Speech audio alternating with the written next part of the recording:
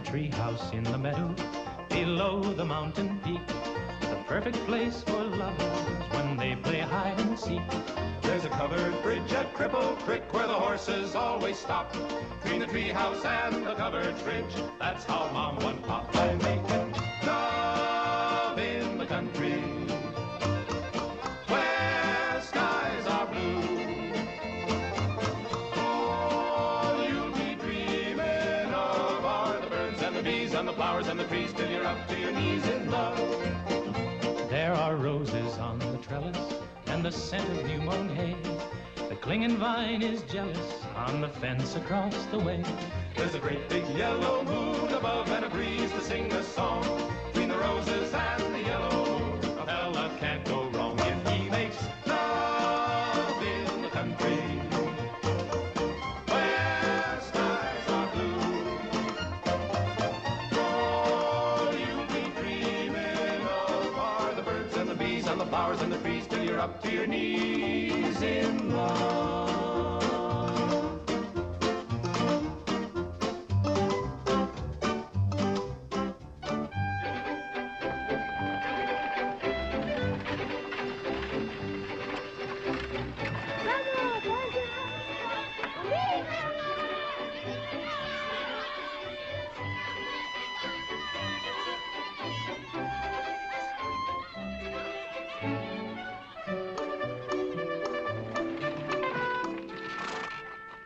Lord to goodness, not again.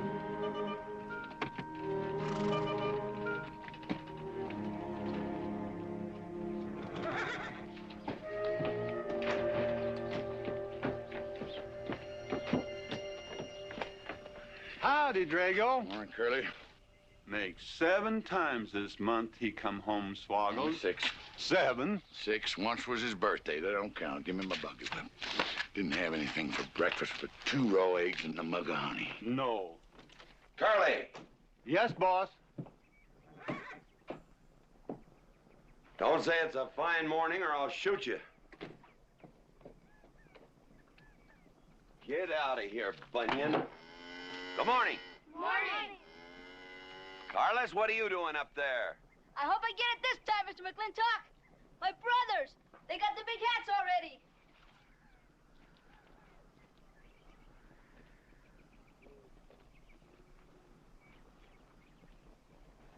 All right, let them have at it.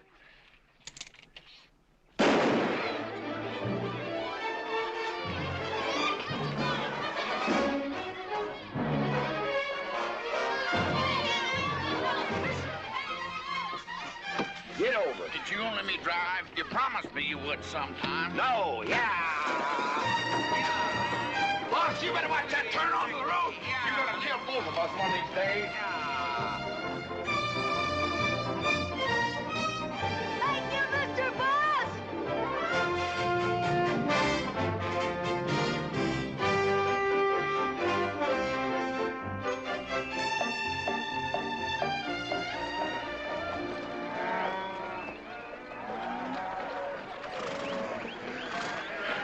You got cattle in the back, boss.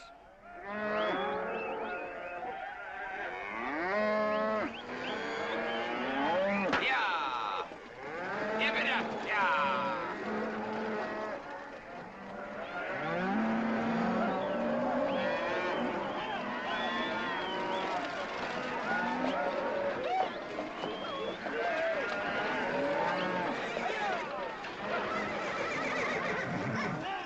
Keep 'em going. 15 cents a pound all the way to Kansas City. Yeah.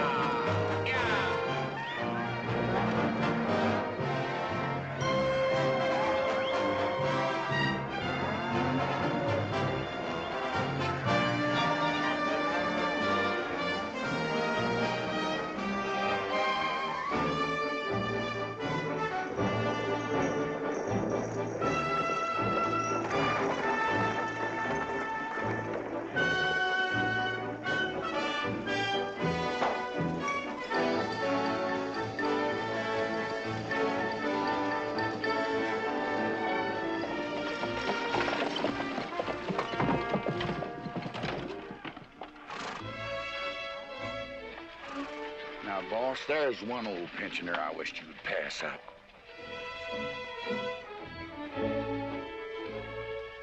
Bunny? Yeah. I knew where I'd seen his face before. He's an old timer. He's just been around town a couple of years. Oh, you have no milk of human kindness. Morning, Mr. McLintock. Morning, Bunny. Well, I can see you're in good health. Never felt better. Contrary to what you may hear. Me, my kidneys ain't what they used to be, and my liver's been leaving me bilious. Drago?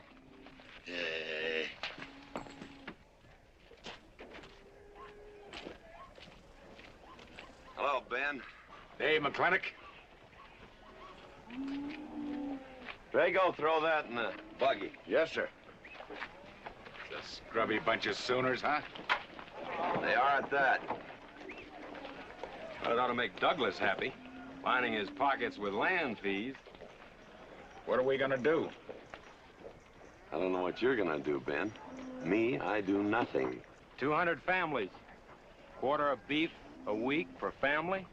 They last 2 years. That can be a sizable number. I got 20 head to 1 of any other brand on the Mesa Verde. I'm not hollering. Some of us haven't got all the money in the world. Some of us ain't old and tired and feel like being put upon. You interest me, young Ben. Go on. So the first time I find one of our hides wearing our brand hung on one of them settlers' fences, I aim to kill me a plowboy. You do what you want, McLintock. We'll do what we want. Fellas my age generally call me GW or McLintock.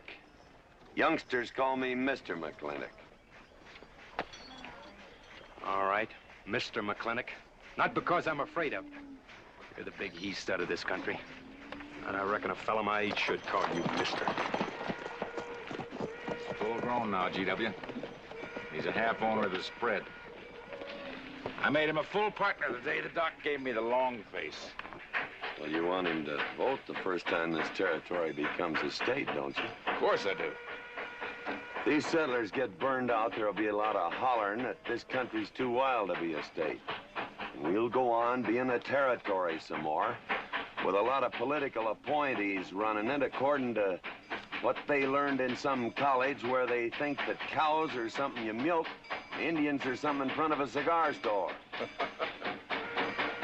I'm looking to you to hold young Ben down. I'll do what I can.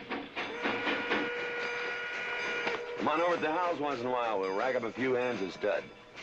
GW, that'll be just fine.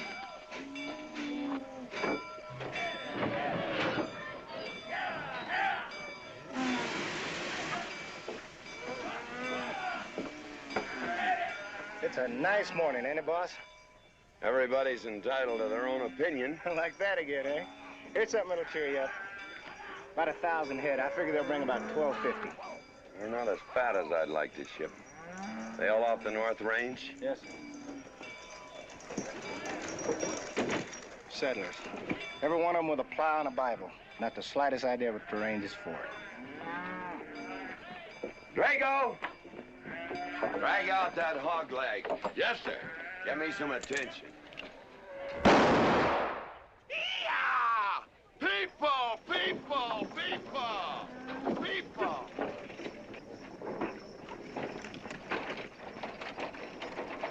Come on, all of you. Gather round.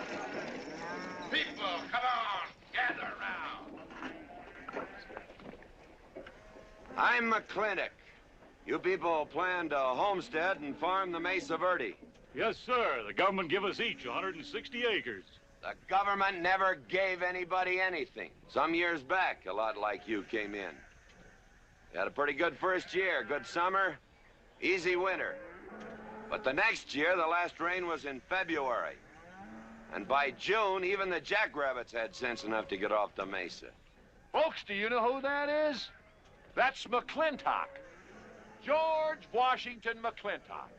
I told him that, Douglas. He controls the water rights on 200 square miles of range. You know that lumber you got? It came from his land. Cut by his loggers and milled in his mills. Douglas, I come close to killing you a couple of times when we were younger. Saddens me I didn't. Can you imagine a man who owns all that? Oh, and mines, too. I forgot to mention them. All that. And he's begrudging poor people a measly 160 acres. That right, Mr. McLintock? You begrudge us a little free land? There's no such thing as free land. If you make these homesteads go, you'll have earned every acre of it. But you just can't make them go on the Mesa Verde. God made that country for buffalo. Serves pretty well for cattle. But it hates the plow. And even the government should know that you can't farm 6,000 feet above sea level. Any trouble, Mr. McLintock? No trouble, Jeff.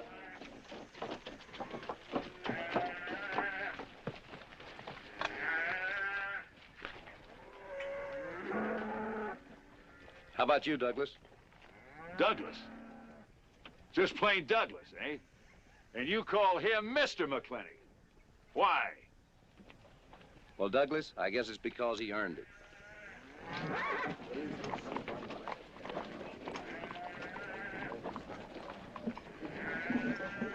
Mr. McLintock? Yeah? I'm a good hand with cattle, Mr. McLintock. I'd like a job. Well, you look strong enough. You come in with those Sooners? Well, yes, sir, but we don't have a homestead. Can't use you.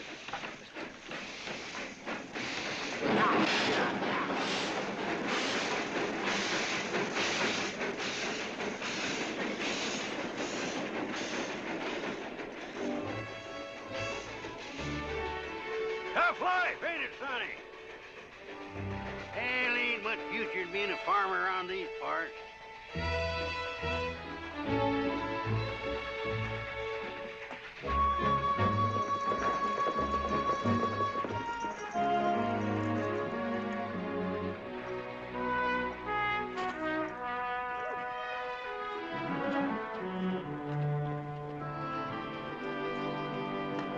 Ladies, this is the finest Chantilly lace available anywhere.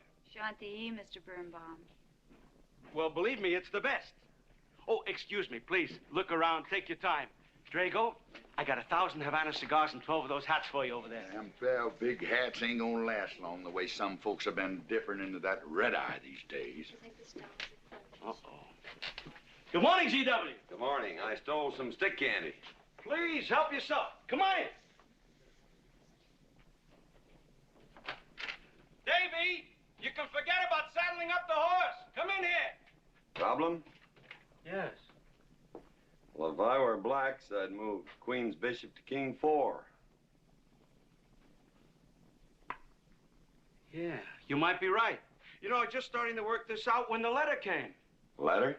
It was... What happened? Don't you want it? Morning, Mr. McLintock. Morning, Davy. You being here saved me a trip. Oh, that hat and suit of clothes you picked out for my birthday? Well, instead of this cowboy hat, I'd like to have this one. If it's, all right with you, sir. Oh, it's all right with me, Davy. Of course, that looks like the kind of a hat a fella'd wear down Main Street to start a fight. Oh, I don't need a city hat for that. All I have to do is walk down the street and some wiseacre will call me an Indian, and just like that, the fight's on. Davy, the letter, it's for you. And you are an Indian. Yes, I know I'm an Indian. But I'm also the fastest runner in town. I've got a college education, and I'm the railroad telegrapher. But does anybody say, hello, college man, or hello, runner, or hello, telegrapher? No, not even hello, knothead. Davy. It's always, let the Indian do it. Will you go out in the store and help the ladies? All right. I'm also bookkeeper, part-time clerk. Always let the Indian do it. The lady brought that out here this morning, asked for it to be taken out to the home ranch for you. Handsome lady, kind of tall with red hair. Called me Mr. Birnbaum, just as if she'd never seen me before, and as if that veil that covered her face would keep me from recognizing her. I thought she was in New York or Europe or someplace. So did I. Jake, you better throw on a couple extra cases of the boss's favorite bourbon. That stuff sure gets used up fast out at our place. Which reminds me, you better start tapering off. Catherine's in town. Katie?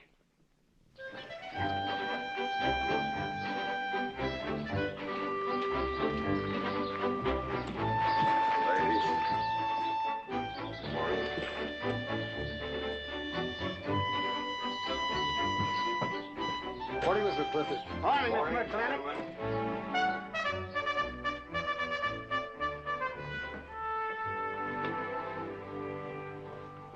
Good morning. Hello, morning, Matt. Darling. Pomeroy, Morning, GW. what are you doing in here? Why aren't you out at the desk? Helping out the bartender. Yeah, I see a busy day. Give me the key to room 17. What? 17, and don't advertise it. Here they come, Mr. McLintock.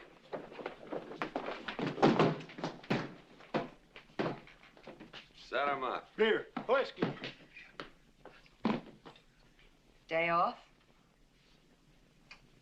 Off day.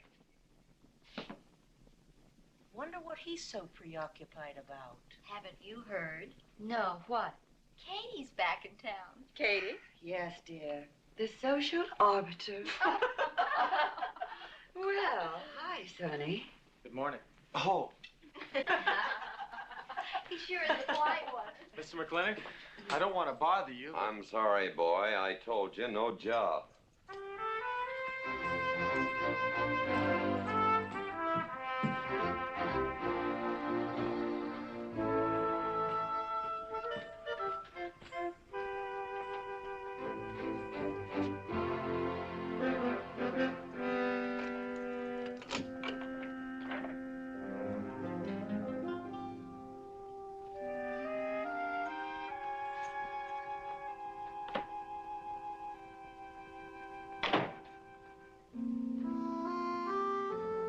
Catherine. George Washington McLintock.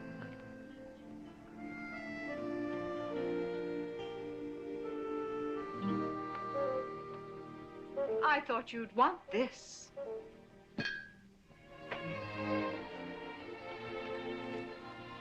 First dig of the spur. But who am I to upset your plans? Don't you feel kind of silly? I never feel silly.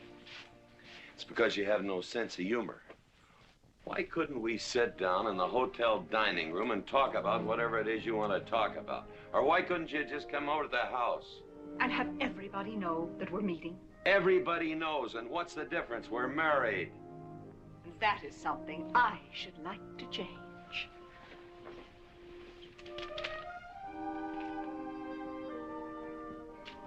You know the answer, Katie. That isn't why you sent for me. Let's get to the rat killing. That's just the kind of remark that's always endeared you to me. Let us open the discussion. Very well. Our daughter is coming home in a few days. Rather, she's coming here. It was just a slip of the tongue that made me refer to this ugly hamlet as home. Our daughter. Is it so hard to say her name? It's Becky. Rebecca. I hate that name. Anyway, she's coming home. And I hope to persuade you to let her live with me. Part of the time in the capital, part of the time in New York, and, of course, Newport during the season. You're whistling in the wind, Katie. If she stays here, she'll become just as crude and as vulgar as all of this country. And if she goes your way, she'll be all show and no stay.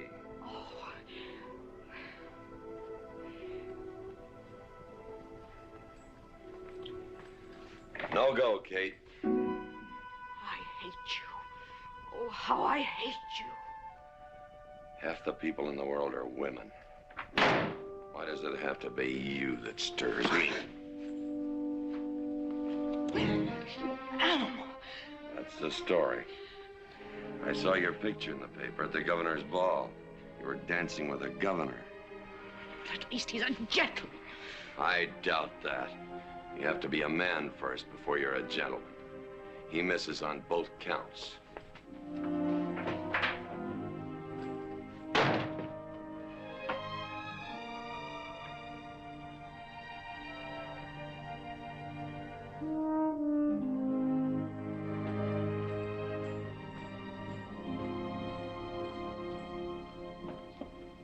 Hey, Sonny, you gonna ask him again? Nope. Hey, boy, you got a pocket of pride. You gotta beg. You better listen to an expert, Sonny. I'm telling you, you got to grovel. Human nature gets him every time. Mister, leave me alone. Everybody does it one way or another.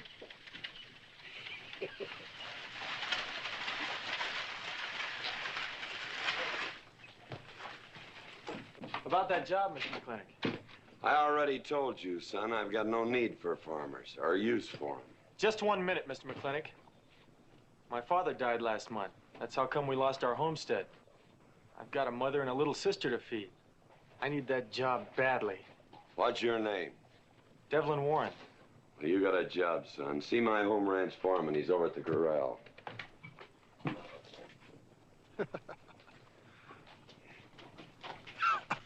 Step down off of that carriage, mister.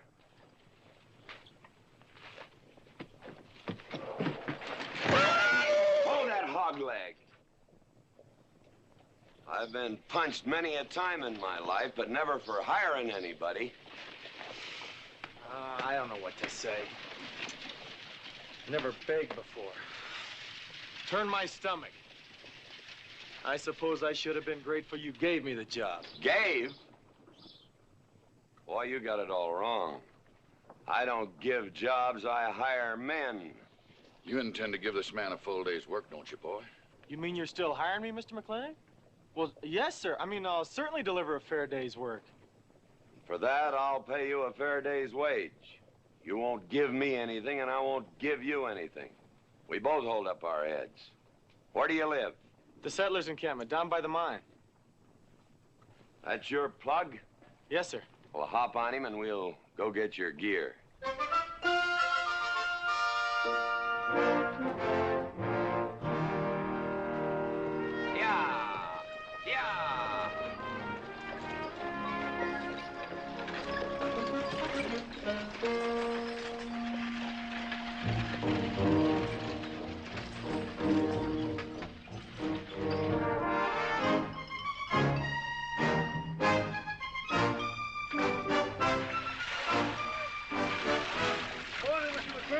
Morning, Mr. Poor Boy.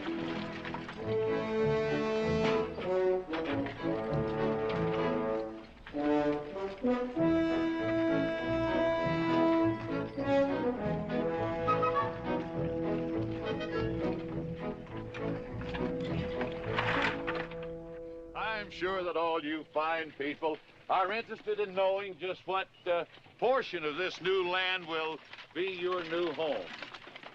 Oh, Jones and McAllister, since you've been more or less the leaders of our group, I'd like to have you come up and check the exact location. Won't be a minute, sir.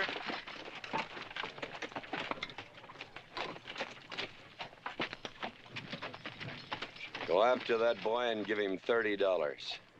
Tell him McLintock pays these riders a month in advance. From the looks of things, they could sure use it, too. Oh, Mom? It's Mr. Drago. More. Well, and what do we owe this visit from the cattle baron? I've got a touch of hangover, bureaucrat. Don't push me. Oh, Batjac!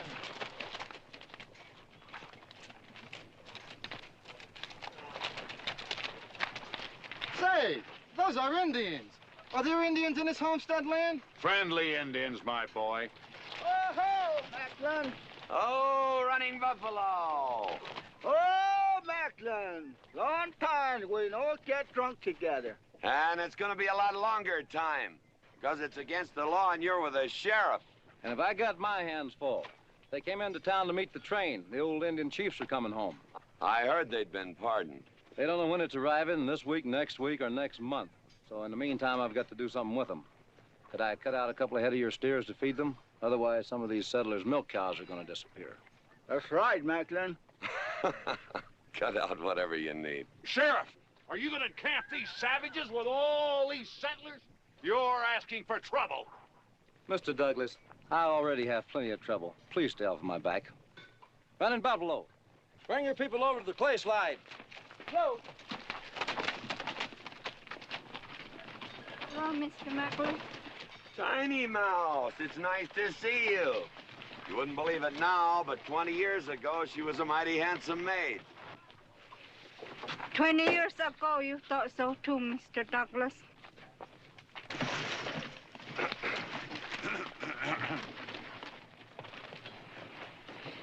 It was just like this. I had a dead beat on old Running Buffalo, and my sharp 50 caliber misfired. That was back in that trouble in the 40s. Remember? I remember. Hey, you want to tell you something come directly from heaven? No.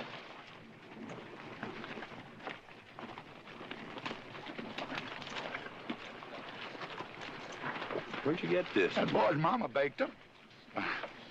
You thinking the same thing I am? She's a widow woman, boss, and she's got a long, hard road home. Hire her.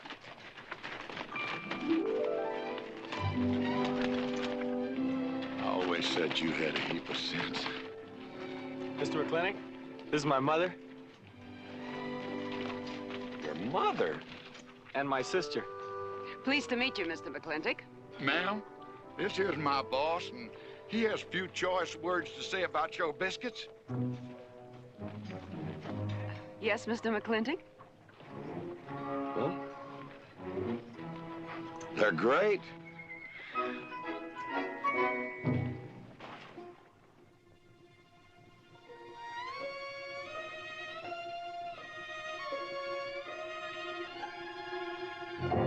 Well, you old Cantonese reprobate, how about it? You fire me?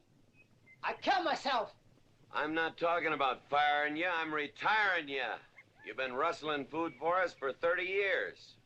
We're gonna put you out to pasture. All you'll have to do is give advice. Be one of the family. I kill myself. I may save you the trouble. But, Ching, you kill yourself, I'll cut off your pigtail, and you ain't never gonna get to heaven. I'll be one of our family. I give you my solemn word. Pretty clumsy family. Drink too much, get in fights, yell all the time. Cut off his pigtail. All right, I'll be one of our family. Giúp lấy đó. Phải là giúp lấy đó. Giúp lấy đó, hai. Cảm ơn.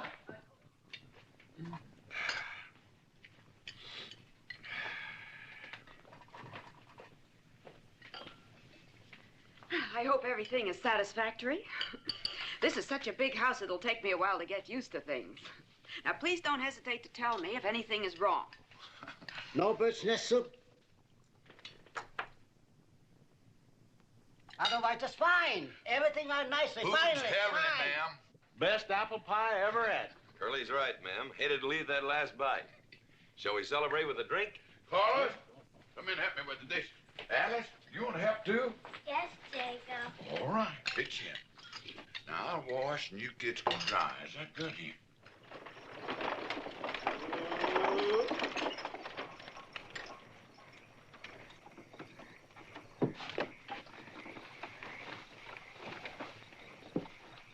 Don't seem possible one woman could use all them clothes. You keep a civil tongue in your unprepossessing face. Yes, ma'am. And unload my baggage, please. Yes, ma'am. By the way, what does that word unprepossessing mean?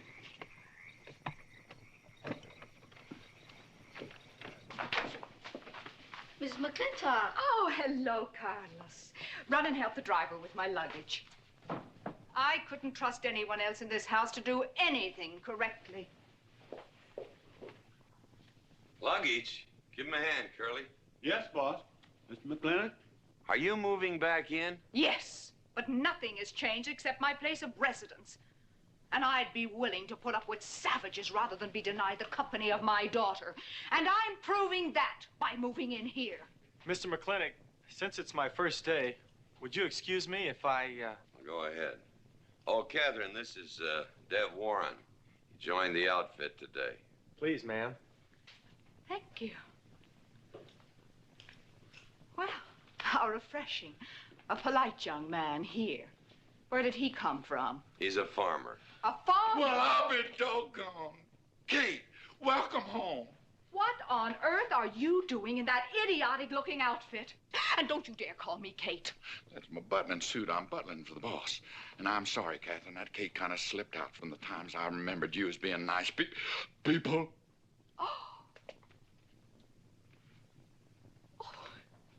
Are you going to stand there with that stupid look on your face while the hired help insults your wife?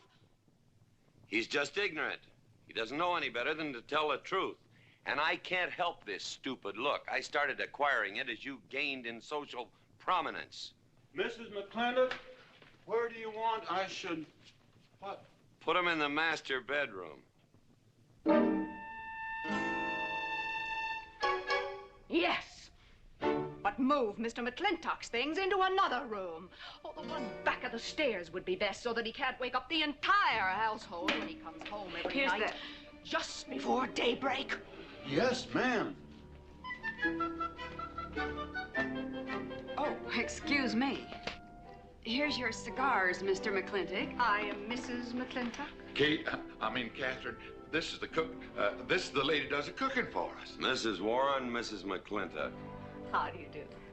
Very pleased to meet you, Mrs. McLintock. Very pleased. Likewise. You see, I just came to work here today, and I guess I jumped to the conclusion that this was a bachelor's household. It is, and then again it isn't. I will explain so everything will be quite clear, Mrs. Wallace. Mrs. Warren. Mrs. Warren.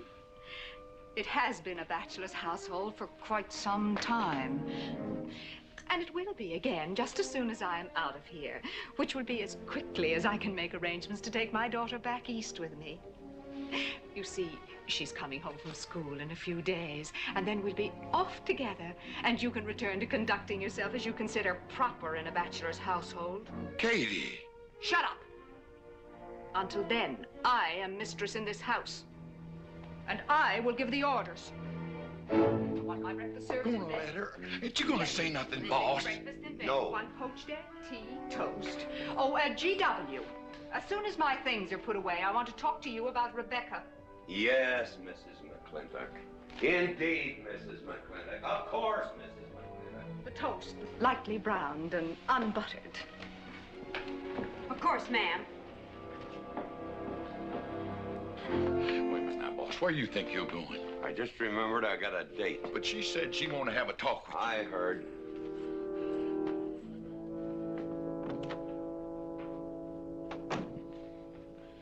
Good evening, Lem. Good evening, Mr. Mack. Yep. Say, Mr. Mack, what does unprepossessing mean? I was called that once, Lem. Looked it up in the dictionary. It's best you don't know what it means. Uh-huh. Thank you. You're up.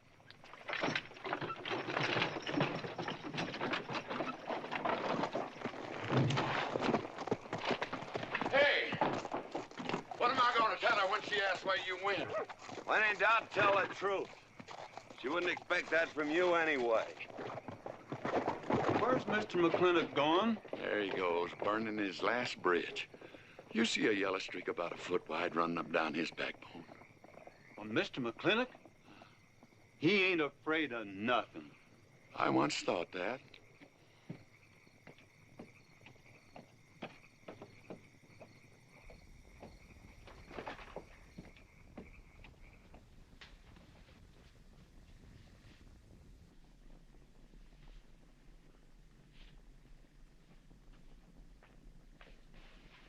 Drago? Yes, ma'am. Was that, He took off, lit out. I told him I wanted to talk to him. Yes, ma'am. I was standing right over here when you said it, and I was standing right out there on those front steps when he walked up to a horse, grabbed a hunk of mane, stepped up on him, and sunk spur. Where did he go?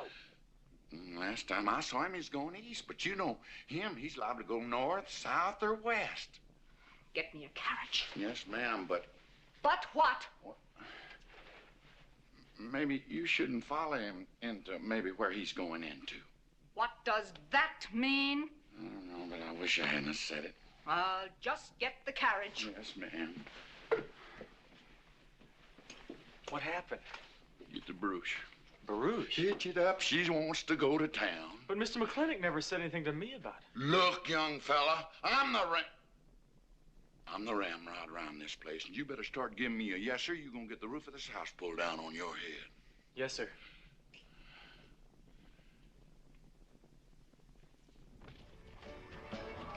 Hello, Davy. Hi, Mr. McLintock. New broom, eh? Big clean. Hello, Bunny. How is everything? Oh, fine, fine, Mr. McLintock. I'll get you next time.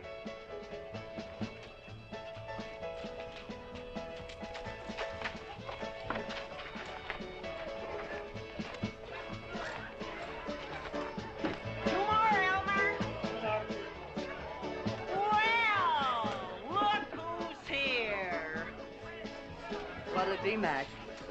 Same as usual? Ladies. Evening, GW. Jake? Wrong move. What? Chess problem. Queen's in danger.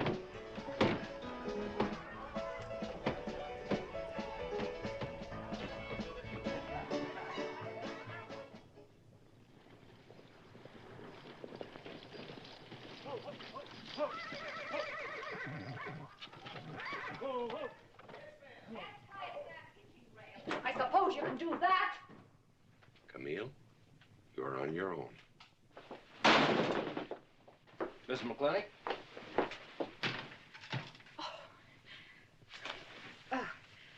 I'm Camille. Camille Reedbottom. I'm learning the game of chess. Thought it would give me something to pass the time. See, I have nothing to do all day long, and I just remembered something.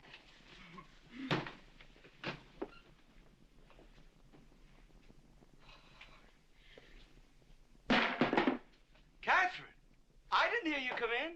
Mr. McLintock, I told you that I wanted to talk to you. Not now. Could I get you a glass of sherry, Catherine? Oh, thank you, Mr. Birnbaum. I could use one. I came into town behind a runaway team. Drago never could handle horses. It was that young man whose mother pretends to be your cook. Catherine, your wine. Oh, thank you, Mr. Birnbaum.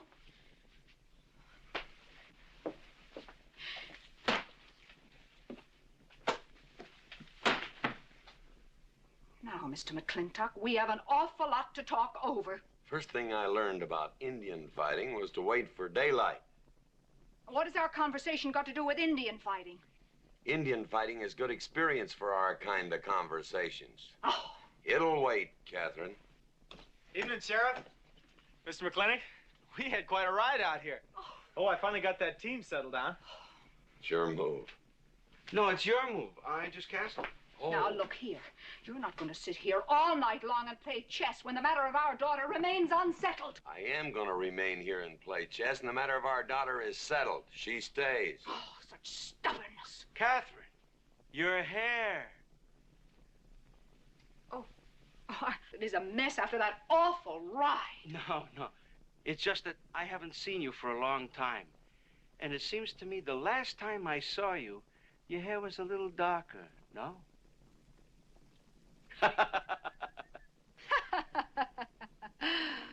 It's a funny thing that tricks a man's memory will play, huh?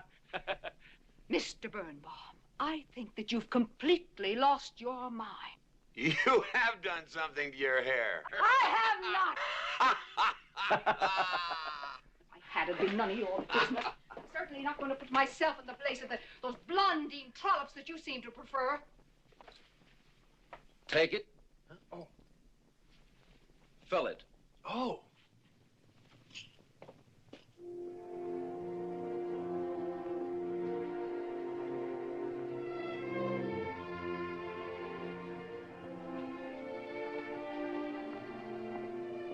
Good morning.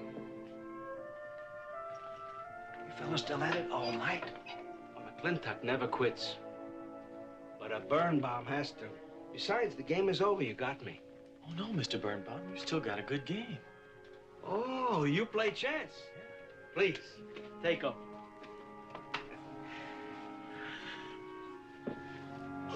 Pretty good. Fair. Well, looks like I won't have to come into town always to get a game. Remember, I'm a bad loser. It's your move. Yes, sir.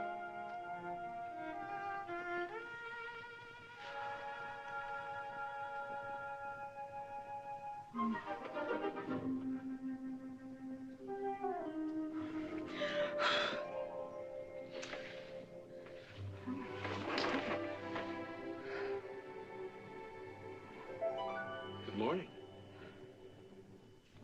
Good morning. Oh, it's not morning already. Mm-hmm. Cup of coffee? Oh, yes, thanks, Jake. You're welcome, Catherine. Got any cream? Canned cow's milk. That'll do. Good old condensed milk. That reminds me. I was cleaning out my desk the other day. I found something I wanted to return to you.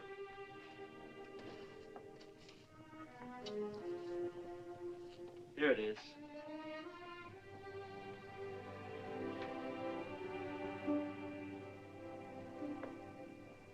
It's a medal, remember? From the President of the United States of America to First Sergeant Michael Patrick Gilhooly for bravery above and beyond the call of duty. It's your papa. Reminds me of the first time I ever saw you. It was over 17 years ago. You walked into my store, not much bigger than the bundle you were carrying. And in the bundle was the most beautiful baby I ever saw. And was she hungry? You walked all the way from Superstition Creek just to trade me that medal for a case of canned milk. GW was off somewhere as usual, fighting Indians. Sheriff! Sheriff Lord! Well, have you seen the sheriff? Kind of early for him. To try his house? Why didn't I think of that? Looks like Birnbaum's is open. Maybe somebody in here knows. So there you are, Sheriff. I told you you were headed for trouble. Trouble? I want to know by whose authority you let those Indians stay in town. Those savages are wards of the government, and I am the representative of that I government. told Sheriff Lord that he could put him up down by the clay side. Because the town's named after him, he thinks he owns it. Well, you check the books in the recorder's office, and you'll find I do own a fair piece of it. Agard, if you knew anything about Indians, you'd know that they're doing their level best to put up with our so-called benevolent patronage, in spite of the nincompoops that have been put in charge of it. Those Indians need my permission to leave the reservation. Those chiefs have been giving orders all their lives. It's pretty hard for them to understand that they have to hold up their hand like a schoolboy in a classroom. The law is very clear. I told you you'd get no satisfaction from these people. But we'll get the girl back. Girl? The girl the Indians kidnapped. But don't worry. I armed the settlers and set them to rounding up those red devils. What is this about a girl? Millie Jones, one of the settlers' daughters. The Indians kidnapped her. That's ridiculous. And you turned loose a lot of farmers with shotguns? I certainly did. You're insane. Let's go, Sheriff. Mr. Douglas, Oh, Miss McLintock. much as I hate to agree with GW about anything, you haven't changed a bit. You're still an hysterical fool.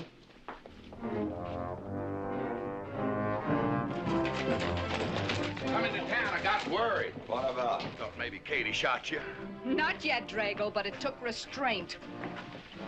Wait a minute. You better take Agard along. Not that he'll be much help. Drago, have him on the horse.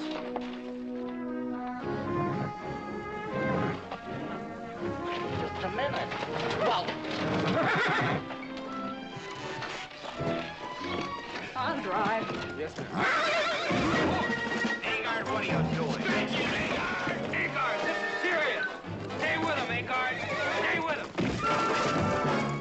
Agar, will you stop showing off and getting this buggy? Mercy. Mercy. That horse is a little green.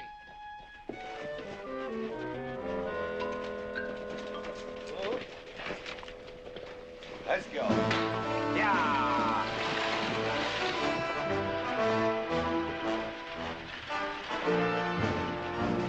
Just where do you think you're going? Don't use that range, boss. Tone of voice with me.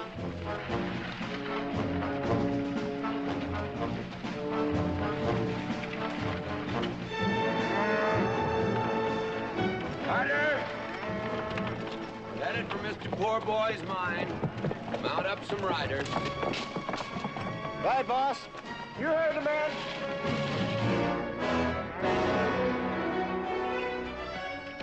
I don't like it, Mr. McLintock. I don't like it one bit. What don't you like? They're planning to hang an Indian.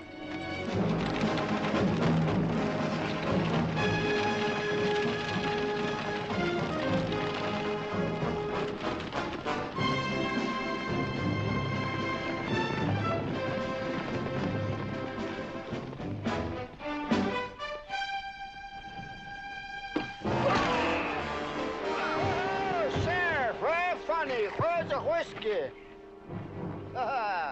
Hold that! Not so fast, Mr. Boss of the whole country. Unless you want to wear a big hole in your middle. How long is GW going to let that cheat-chalker push him around? That cheat-chalker has a sawed-off shotgun. How do you know she didn't wander off someplace or meet some fella or something? What are you saying? That I didn't raise my girl right? That she'd wander off all night with some man? There's a lot of things I'm not saying to you, mister. Well, you got a sawed-off shotgun in my middle. But how do you know this Indian had anything to do with it? She's gone, ain't she? She's gone. Pa! Pa! I'm over here! Pa! Been looking for me, Pa? Where you been, gal? Young Ben took me for a sunrise ride, and the horse wandered away. You come down over there. But, Pa! She's telling the truth, Mr. McLintock. We wasn't doing nothing. Well, that's not important right now. The important thing is that you don't draw that hog leg, or this will be worse than Dodge City on Saturday night. You get on, back to the wagon. I'll tend to you later. Now for this young whippersnapper. Now, no harm has been done. And young Ben here is one of the nicest boys in the territory, so just put down that shotgun and I'll let's teach forget him to fool with Mike. Now, we'll all calm down. Boss, he's just a little excited. I know. I'm going to use good judgment. I haven't lost my temper in 40 years. But, Pilgrim, you caused a lot of trouble this morning. Might have got somebody killed. And somebody ought to belt you in the mouth. But I won't. I won't. The hell I won't.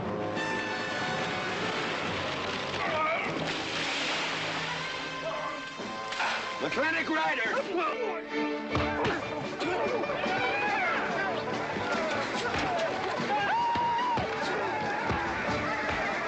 Ha-ha! Oh, Markland! Hey, Buster! Remember me?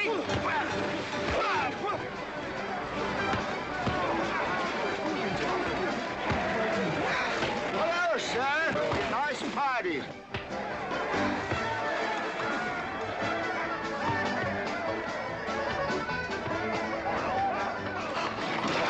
Do you think you ought to? I ought to what?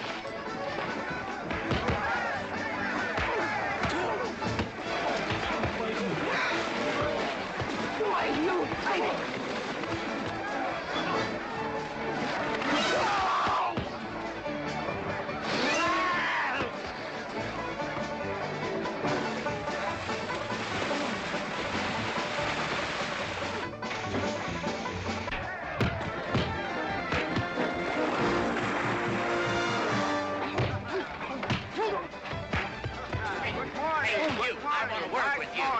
Just a minute. What are you doing? My glasses. Hey, now stop this or you'll be sorry.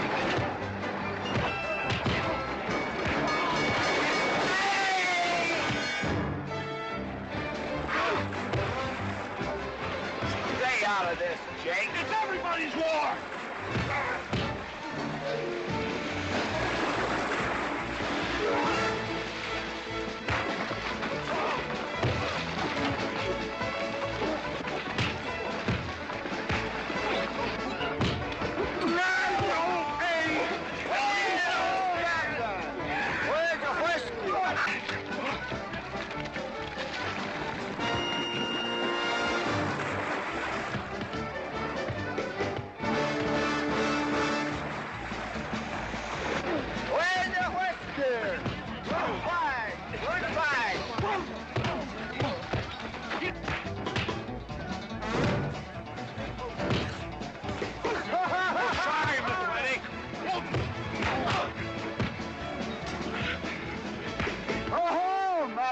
Thanks. Ha-ha! Very funny. Yeah, very funny.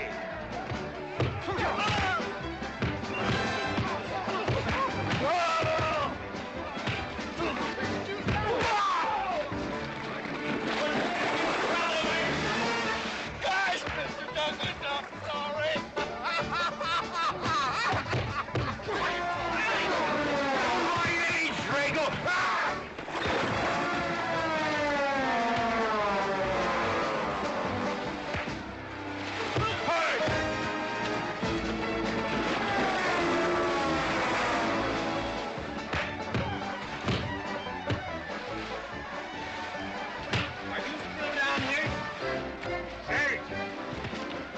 swatting away, huh? Honest, Mr. Jones, honest.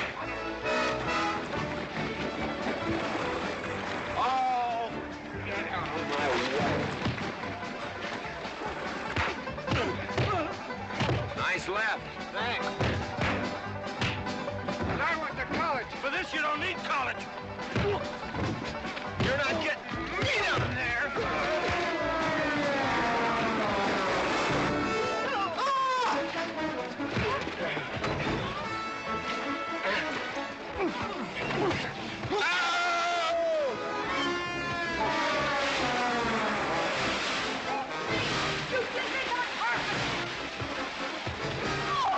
Why, McLintock, you big... Good morning to you, Mrs. McLintock. Buddy, you big... Yowie!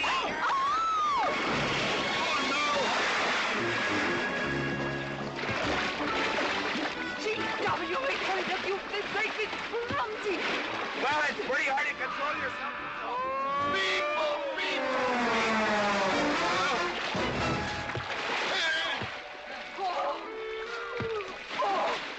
Oh, McLaglen! Oh, McLaglen! Oh, party!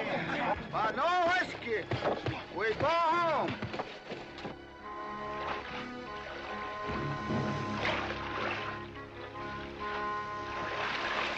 You and your friends! Well, we at least saved your hat. Oh.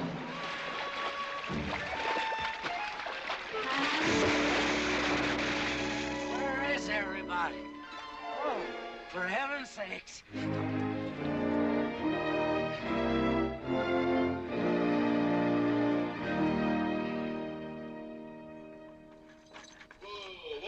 Drago, will you never learn how to handle a team? Yes, ma'am, I'll sure try. I'll tell you that now. Try me family. You want to lose your pigtail? I lose face. Lousy lot of tips. You want to lose more than that. Kate, Yes? we could be a big help to one another. Like what, may I ask? Well, we could wash the mud off of each other. We used to have quite good times doing that sort of thing. There are a lot of things we used to do. Good night, Mr. McLintock.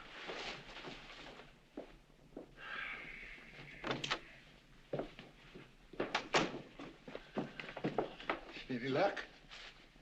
What are you talking about? I mean, divorce. She still wanted you? Yeah. You know something? Women are funny. She fought like a wildcat on your side out there this afternoon. Come home, she slams the door in your face. That divorce business, is that what you get when you pay a woman not to live with you? That's about it. Some women I've known it'd be worth it. You know, if we had any moral character, we wouldn't be standing here covered with mud drinking when we should be washing. GW. Drago.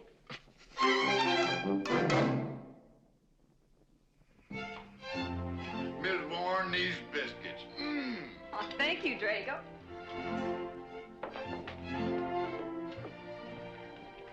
Good morning, Mrs. Warren. Good morning, Mr. McLintock. Breakfast for the boss? If that's the way you want it, Mr. McLintock.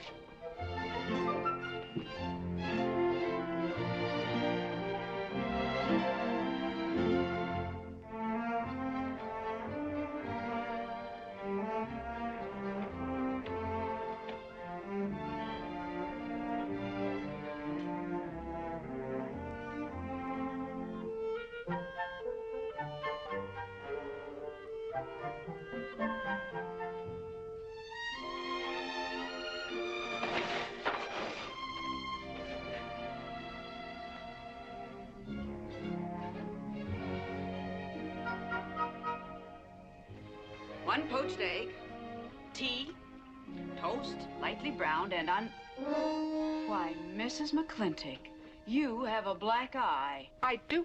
Ooh.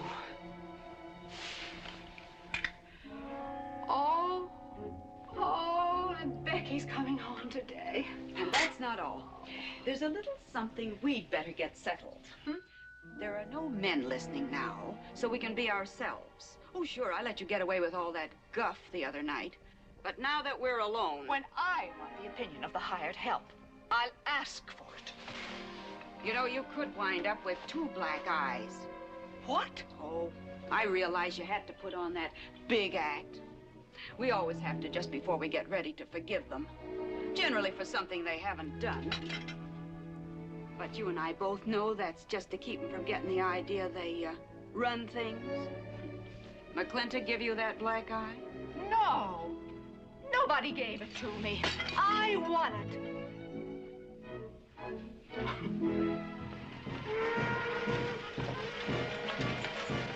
Morning, Davy. Morning, Mrs. Beach. Mr. Beach.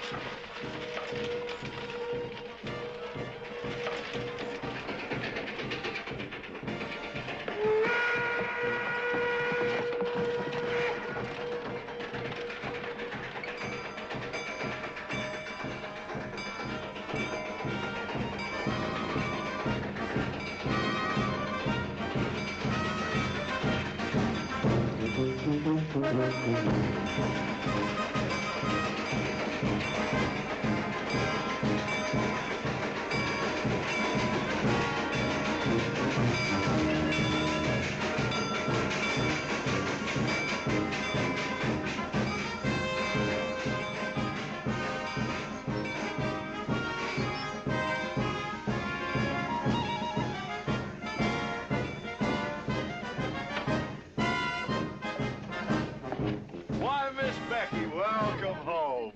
Hi, Becky. My boy! Good to see you again. Daddy! Well, Daddy! Oh. It's been 2 long years. I guess I'm gonna have to stop calling you Tomboy. Oh, Becky. Mama! Oh, darling. I wasn't sure you'd be here. Oh, I've been here a few days. Oh, Becky, I bought you 3 of the most beautiful dresses. Becky. Mama. Uncle Drago! Oh!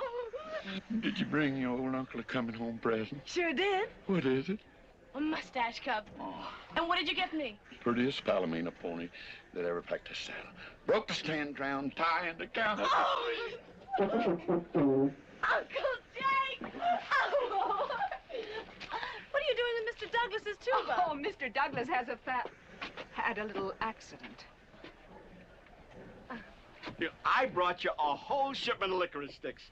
But now that I've seen how much you've grown, I think we better exchange them for a couple of bolts of dress goods, huh? Thank you. Oh, the mayor was going to be here, but he had to go to the territorial capital on a horse theft matter. But I'm going to give his speech. Oh, and don't worry about the mayor. I'm sure that he can find a bill of sale for the horse.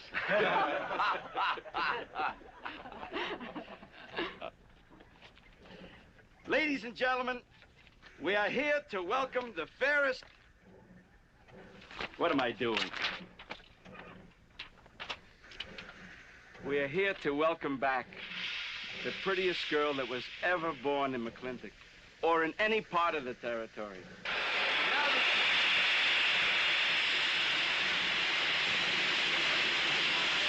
Hey, Davy! Yeah? Got something for you. Yardmaster up at the junction told me to let him ride, so I locked him in here. I've had my scalp a long time, and I aim to keep it.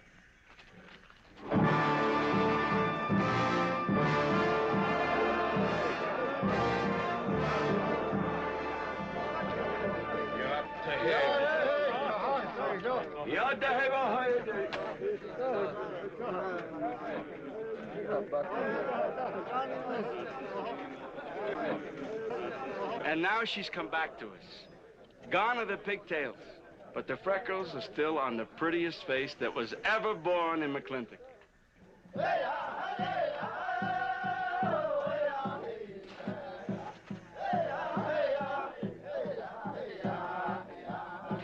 Hey, that's Puma. And it's true. The government did turn them loose. Good old Puma. I'll never forget when he brought G.W. home. Your father had a hole in his chest and 104 fever. Of course, they weren't very mannerly about it. He came past the house at a high lope and threw him on the doorstep. And you do remember them good old days, don't you, Katie? Catherine.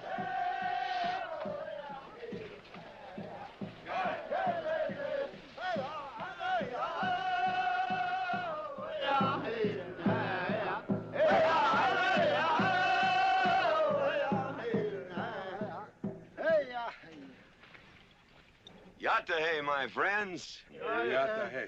Puma, honored enemy. Does big McLintock forget? Also blood brother. No, I'll never forget that. All wound. Does it hurt still? I feel it when it comes on to rain. An inch higher and I wouldn't have had to worry. Our big McLintock, that was remembered fire. We return with news. Our people have more trouble.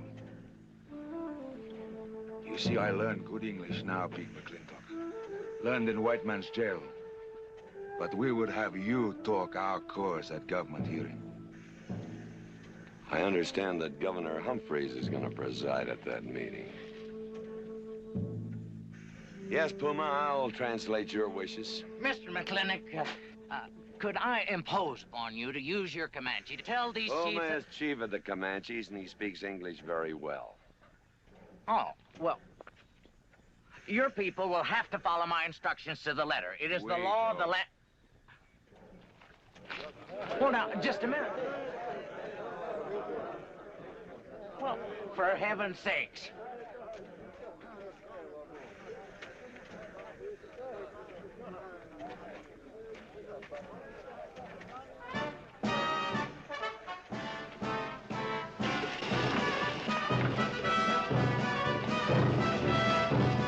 You wait here, honey. I'll get the bucket. Go to the McLintock party? Surely. Will I see you there, Beth? Of course, Davy, and you can have the first day. Sis? Don't want any sister of mine talking to strangers. Davy's not a stranger. He clerks in Birnbaum. He's an Indian.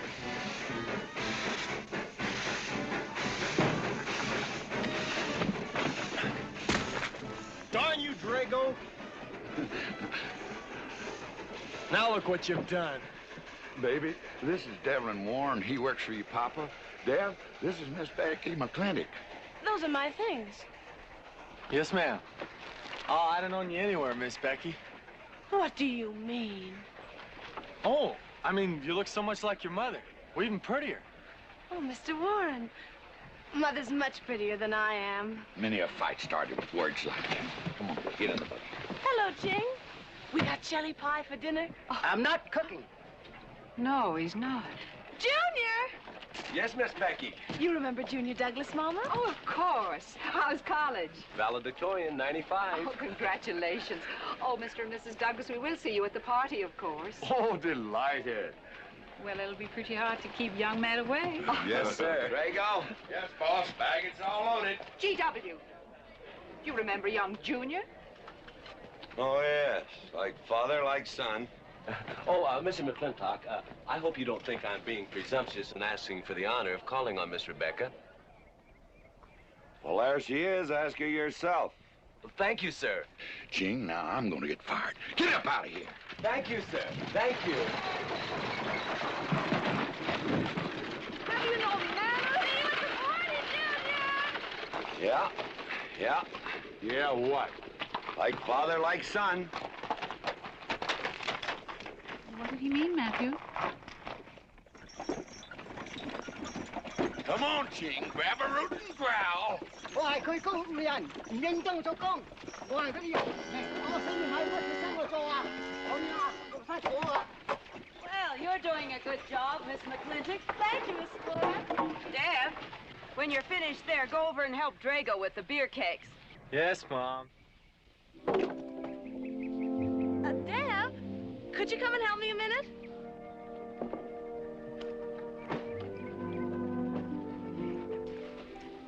I certainly was surprised to hear you went to college. Why? I don't know. Junior says Purdue's a good college for a backwater place like Indiana. Well, he did indeed. Oh, could you do this? I can't reach it. Why didn't you finish college? Lack of funds. My father got sick, and he had to come out west. So he took out a homestead. You know, your mom's sure cute. It's too bad you didn't inherit her eyes.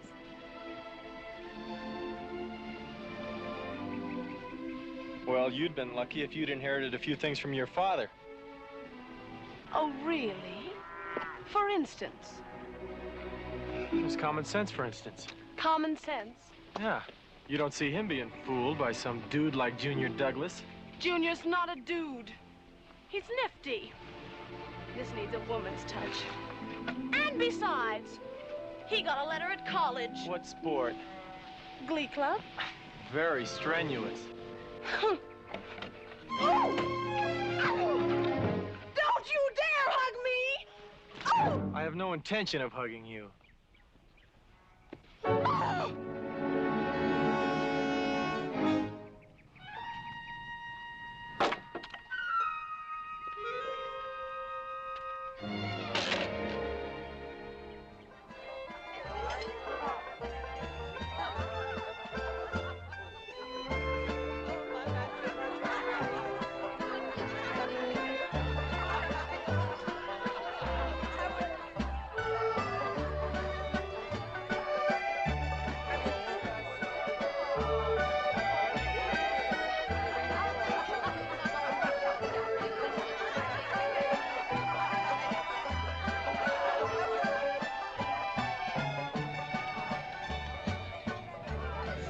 Ladies all look lovely, Catherine.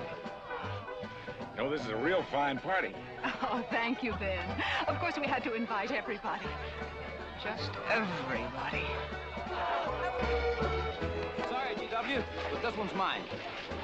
Well, thank you, Mrs. Warren. I guess I'll have to be a good host in my own home. Well, the next one's yours, Mr. McLintock. Thank you.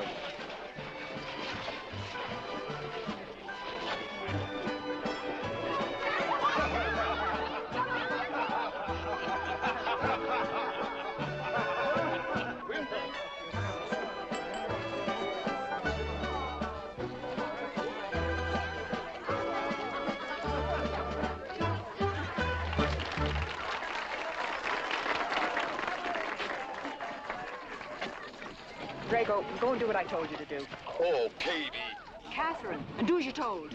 Oh, Drago, do this. Drago, do that. Yeah! People, people, people. This Douglas feller. Drago! Yes, ma'am. Matt Douglas, Jr. is going to bring you folks some of the latest terpsichorean dance steps, brand new, brought by him directly from New York City. All right, Mr. Fiddler.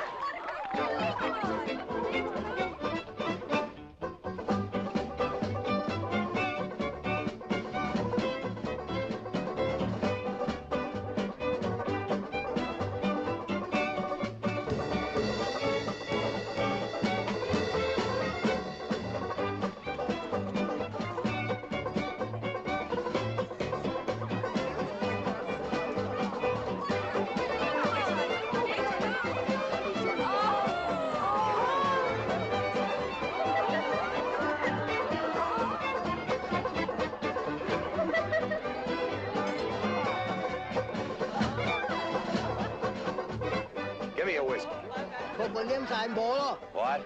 Just turn a 10-gallon party, boss. We'll run out of whiskey. Well, I can take care of that, Shake.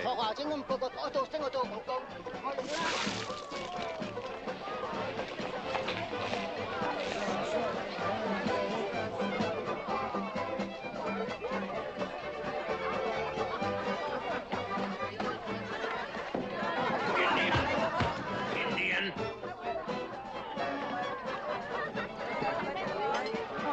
And you still got any ideas about asking my sister to dance? Get up and we can do this all over again. Yes! That's enough. You fought and it's all over. Quit butting in, Birnbaum. He's a hired man, not your son. Look, you fought him fair and square. I don't think it was so fair and square. Well, you want to take up where he left off? If I did, you wouldn't find it so easy.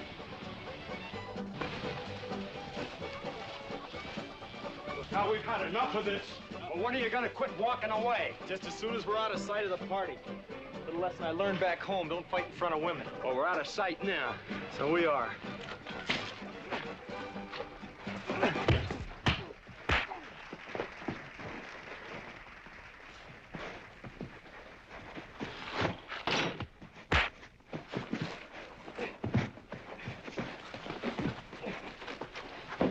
Such vulgarity. Someone should do something about it. You're right. Absolutely right.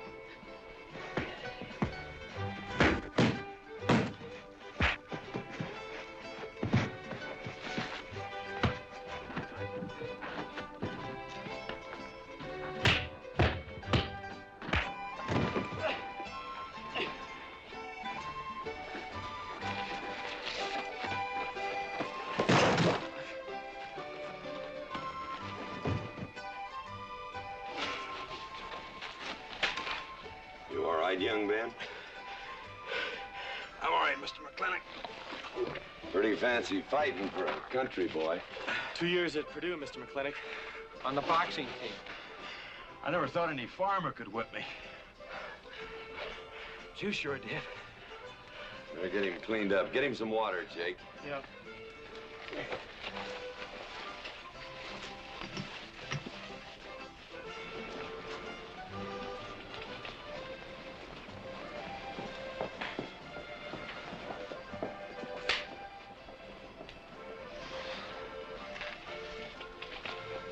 Get yourself cleaned up. Go ask that girl for a dance. Who? Oh! Did I miss one? Oh.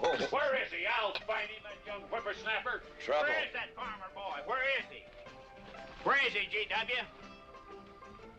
Oh, so you're the young farmer boy that whipped my nephew. Well, I'm Fauntleroy Sage, young Ben's uncle. Well, I'm no farmer, but if you're young Ben's uncle, yes, I whipped him. And you're intruding. What's intruding mean? Butting in. Oh, so he's insulting me. Well, then I got another reason for walloping him. Besides, on account of him thrashing my nephew, young Ben. Fauntleroy, you can't get mixed up in these youngsters' quarrel. Family honor. I can't have said a farmer whipped a sage. You're twice his size. Don't let that bother you, Mr. McLintock. Mr. Fauntleroy insists. I'll just have to teach him the same lesson.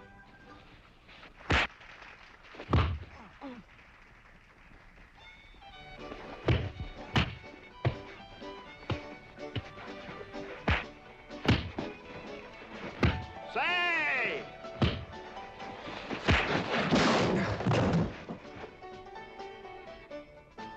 Sorry, young feller. Hate to have to do that, young fella. No hard feelings. Not yet. Not yet what? I mean, that isn't all. Now, wait a minute. Fauntleroy, we're gonna make this a fair fight. Of course we are. Of course we are, G.W. There'll be none of this. I wouldn't do that, G.W. You wouldn't do... No, I wouldn't do that. And Dev, I don't want you kicking Fauntleroy in the knee. He didn't do no such thing. And none of this nose twisting. He's all yours.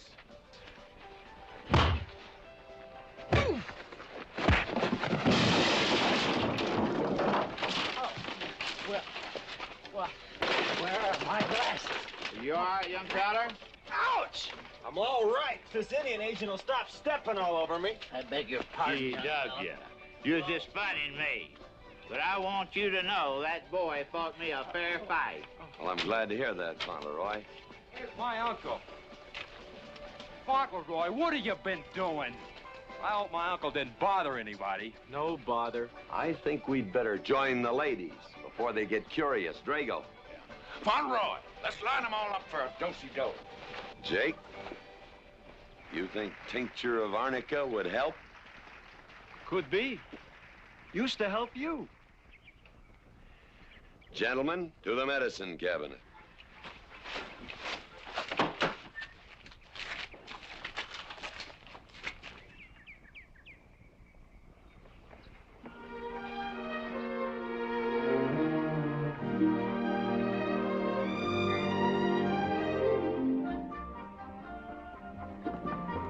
Good morning, Drago. Morning, Davy. You seen Daddy? Took over early this morning with a scattergun over his arm. Went hunting.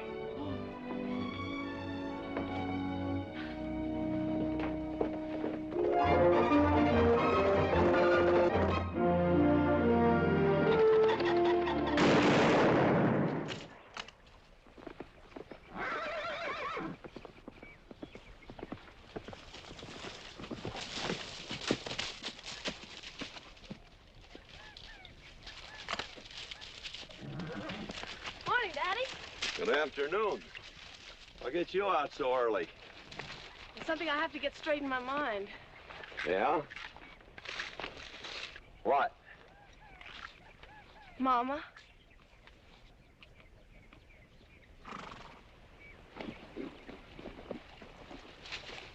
Why'd you and Mama stop living together, Daddy? Why'd you separate? Aren't you going to answer me? No, It's sort of my business, I think. I don't. Is it another woman? Usually is. At your age, you always know what's usual. Is it Mrs. Warren? Becky, I don't want to start laying the law down your first day back home. But I'll have no more such talk. First time I ever saw Mrs. Warren was last week. She has a job here at which she's very good. And I hope you'll have the good manners to not pry into other people's business. Your mother's and mine. Pretty good shot, Daddy. Oh, I can understand your trouble. Mama's often so, well, so petulant. Petulant? You learned a lot of words back east, Becky. Wish to God they'd have taught you some meanings. You were only about 6 months old when your mother stayed alone with you in a sod hut under 8 foot of snow, while I moved the herd 300 miles south to try and save it. Saved about half of it. You were a little more than a year old at the time of the great Comanche raids. We stood off 500 Plains Indians for 9 days. Petulant, Becky? I think you better go on home. See that Ching gets those birds.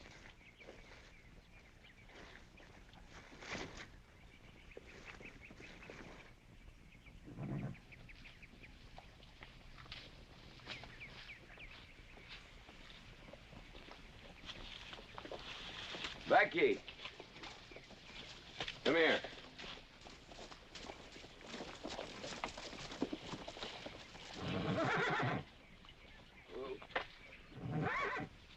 There's something I ought to tell you. I guess now's as good a time as any. You're gonna have every young buck west of the Missouri around here trying to marry you.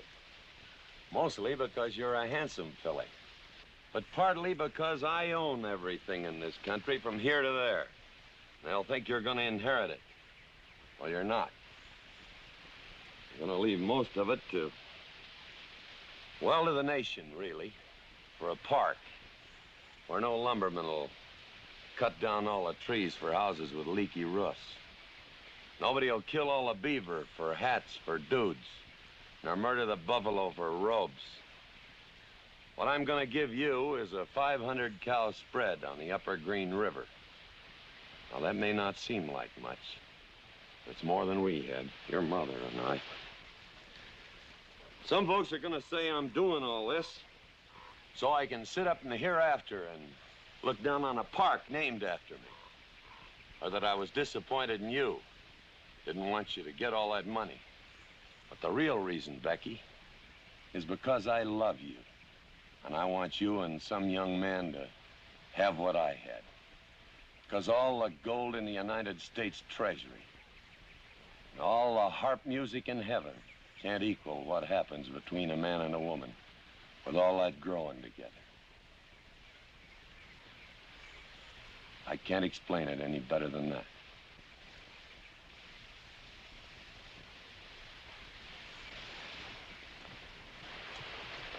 All right, Daddy. Becky.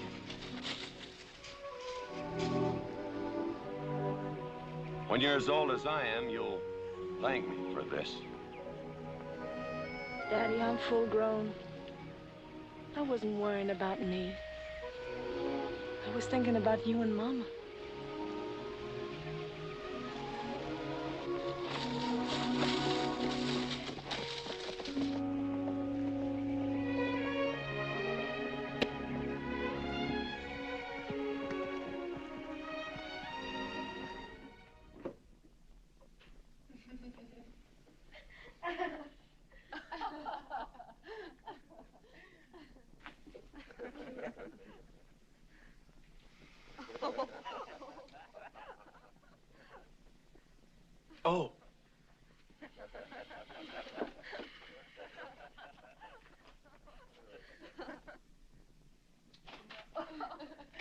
Well, sir, all three of them fell right out of the carriage. Oh.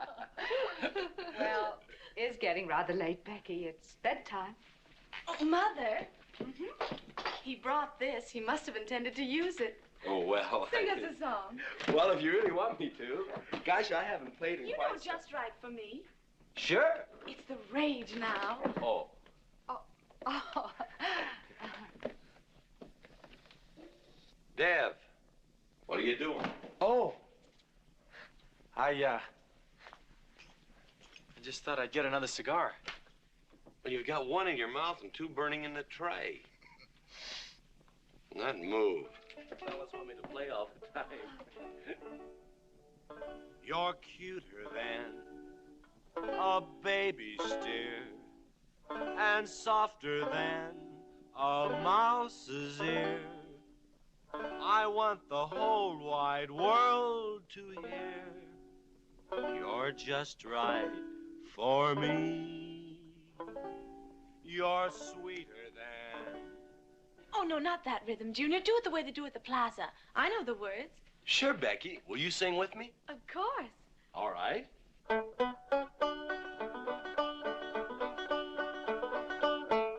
I love a man who's witty and smart and clever. It's your move. Oh. Oh, Dev, you're playing like an amateur. Let's call it an evening. I'd like to know where your mind is tonight. You're sweeter than the early spring, or bluebells when they start to Pretty good.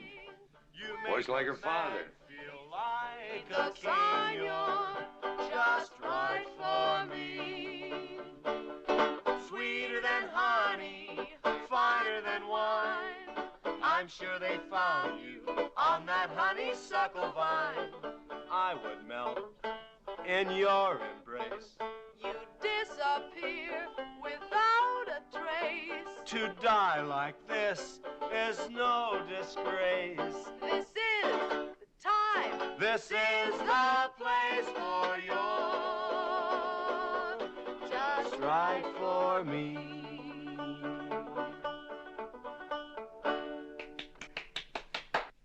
Well, that's so good, I kind of hate to break this up. But if we're going to have that Indian hearing tomorrow morning... Sir, about our conversation earlier this evening, I believe I'd better apologize. Yeah?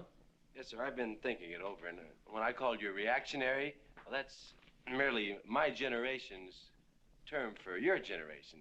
Nothing personal, sir. Oh, really? Well, good night, sir. Good night, Miss McLintock. Good night, and do come again. Good night, Drago. Night. Boss, what does reactionary mean? Me, I guess. He says that anyone that wanted to sell at a profit was a reactionary. Was we reactionaries back in them days when you was selling beef cattle for 6 cents a pound on the hoof? Well, no use arguing with him. College boy.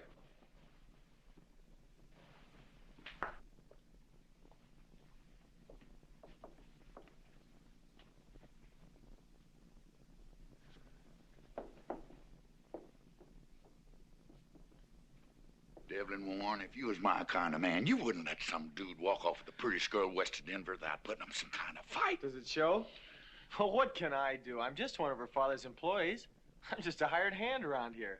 Every so often, Dev, you spill the strangest ideas. Everybody works for somebody. Me, I work for everybody in these United States that steps into a butcher's shop for a T-bone steak. And you work for me. It's not much difference. Daddy, the most terrible thing just happened. Junior's horse ran away. The one he rented at the livery stable. Tied up a rented horse by the reins. He's probably back in the stall by now. I think we could get Junior something that he can ride. What I'd rather do, Daddy, is drive Junior home in our barouche. It's a lovely evening, and I'm sure Uncle Drago wouldn't mind driving. I would, and I got the kind of manners don't keep me from saying so, just to be polite. I'll drive him home, Mr. McLintock. And you don't have to come, Miss Becky. I'll see that he gets home safely. I can take care of myself. You got yourself a foot, didn't you? Dev, get the carriage. Drago, I'm going with them. Now you got me wrangling dudes.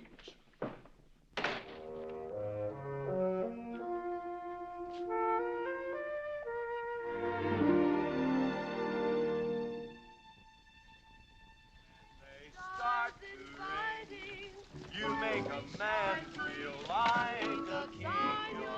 You're just right for me. Miss Becky, somebody better help me watch the road. You know, I'm new around here. Might take the wrong turn off. Devlin Warren, you know there isn't a turnoff between here and town. You disappear without a trace. To die like this is no disgrace. This is time. This is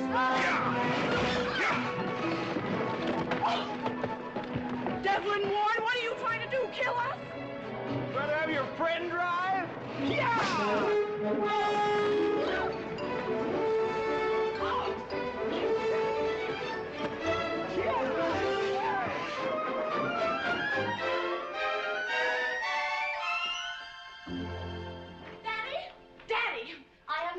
Humiliated my entire life. I said what I said, and I'll stand by it to the death. Shoot him, Daddy. Shoot him at once. Well, why? My honor is at stake. Well, now, Your Honor. Absolutely. He impugned my honor. Impugned? What does that mean? Slander. He slandered my honor. He did? I said what I said, and I'll stand by it to the death. He admits it, see? Shoot him. Well, what is he admitting to? Why, he called me a... I won't even repeat the word. I didn't necessarily call you anything, but I said what I said, and I'll stand by it to the death. Well, just for the tally books, what did you say? I said that any girl who would permit a man to kiss her before they're formally engaged is a trollop. He said it again! Shoot him! Now, hold on. No, don't hold on. If you're my father, if you love me, you'll shoot him. Well, I'm your father, and I sure love you. So? Oh, you shot him! You really shot him! Hey! He dies. If he dies, he'll be the first man ever killed with a blank cartridge. We use this to start the races on the 4th. Hey! I'm on fire! Oh, you poor dear. Poor dear? You'd have had me shot in cold blood. But it didn't happen. Yelling I insulted you and all. What you need is a good spanking. Dev! Daddy! Leave me out of this. I think I'll give you what you deserve. You wouldn't dare! Oh, wouldn't I? Ah! You'll think next time before you have someone shot. And this kicking and yelling isn't gonna help you. Don't you! Oh, Daddy! Wait a minute! Daddy! Oh, Daddy, help me! Don't! Daddy, Lord, I hate you! Mommy! Mommy! Oh, GW, was that a shot?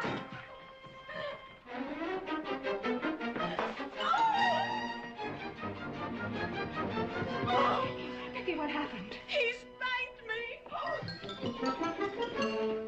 You spanked my daughter? Dev. You mean you stood there while that brute beat our daughter? GW, what's happened to you in the last 2 years? Better part of valor, son.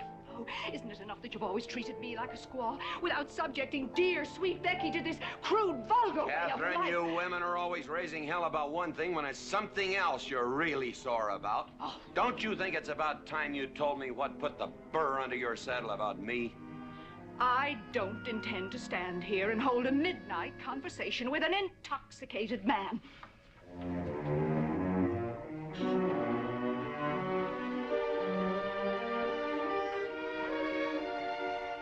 And I am not intoxicated. Yet.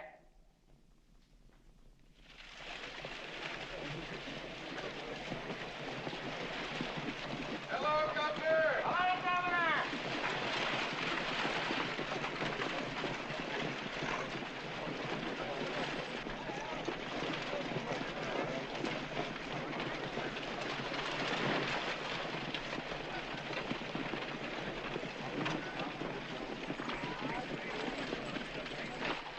Chief, Puma? Yes, Sergeant. Big McLintock, we know you get us fair judgment. You gentlemen, follow me.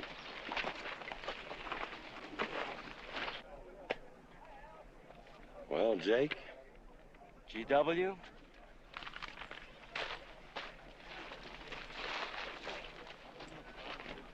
Well, GW, it's been a long time. Not long enough. Cuthbert. Your husband is a rude man. Yes, Cuthbert, I know.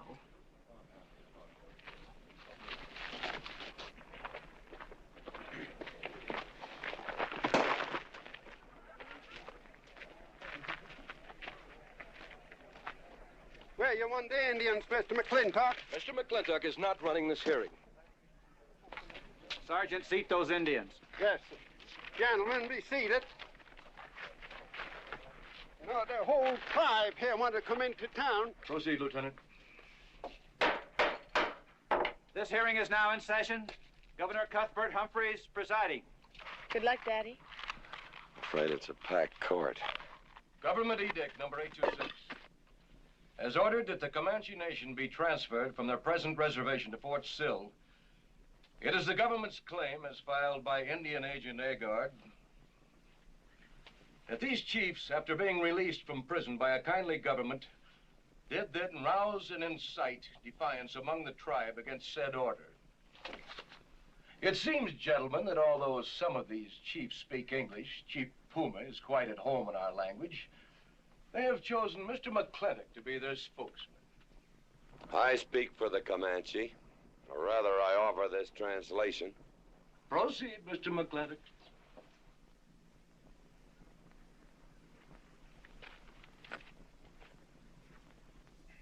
The Comanche say, we are an old people and a proud people. When the white man first came among us, we were as many as the grass is of the prairie. Now we are few, but we are still proud. For if a man loses pride in manhood, he is nothing. You tell us now that if we will let you send us away to this place called Fort Sill, you will feed us and care for us. Let us tell you this. It is a Comanche law that no chief ever eats unless first he sees that the pots are full of meat in the lodges of the widows and orphans. It is the Comanche way of life. This that the white man calls charity is a fine thing for widows and orphans, but no warrior can accept it. For if he does, he is no longer a man. And when he is no longer a man, he is nothing, and better off dead. You say to the Comanche, you are widows and orphans. You are not men. And we, the Comanche, say we would rather be dead. It will not be a remembered fight when you kill us, because we are few now and have few weapons. But we will fight, and we will die Comanche. Thank you, Big McLintock.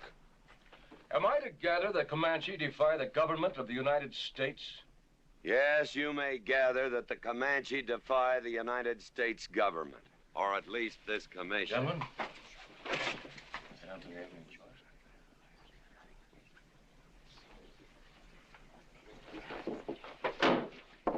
it is the order of this court that these chiefs be incarcerated until such time as the detachment of United States cavalry be made available to escort them and the Comanche Nation to Fort Sill. This court is adjourned. Oh, McLintock!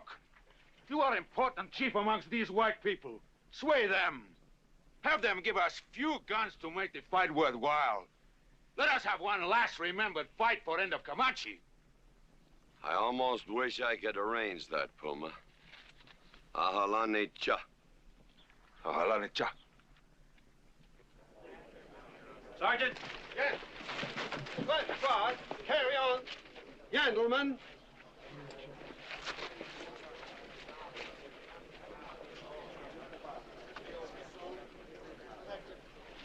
It's sad, these changing times. It isn't the times that are changing, Mama.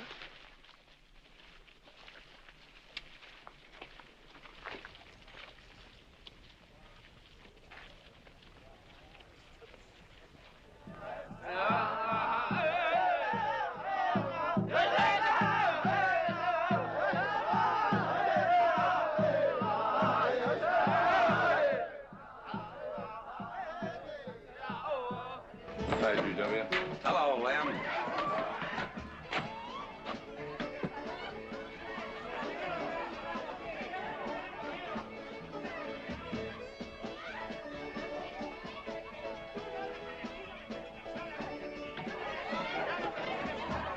Bunny?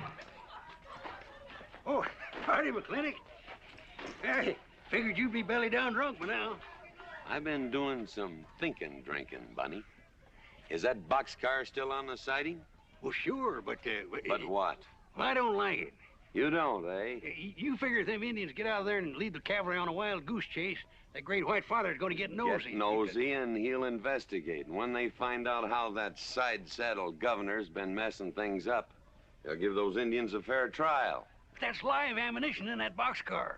You know what'll happen if them Indians get some guns in their hands? Somebody's going to get hurt. Is Puma's word good enough for you? Well, I don't... McLintock, you got yourself a partner. Leave me out of this.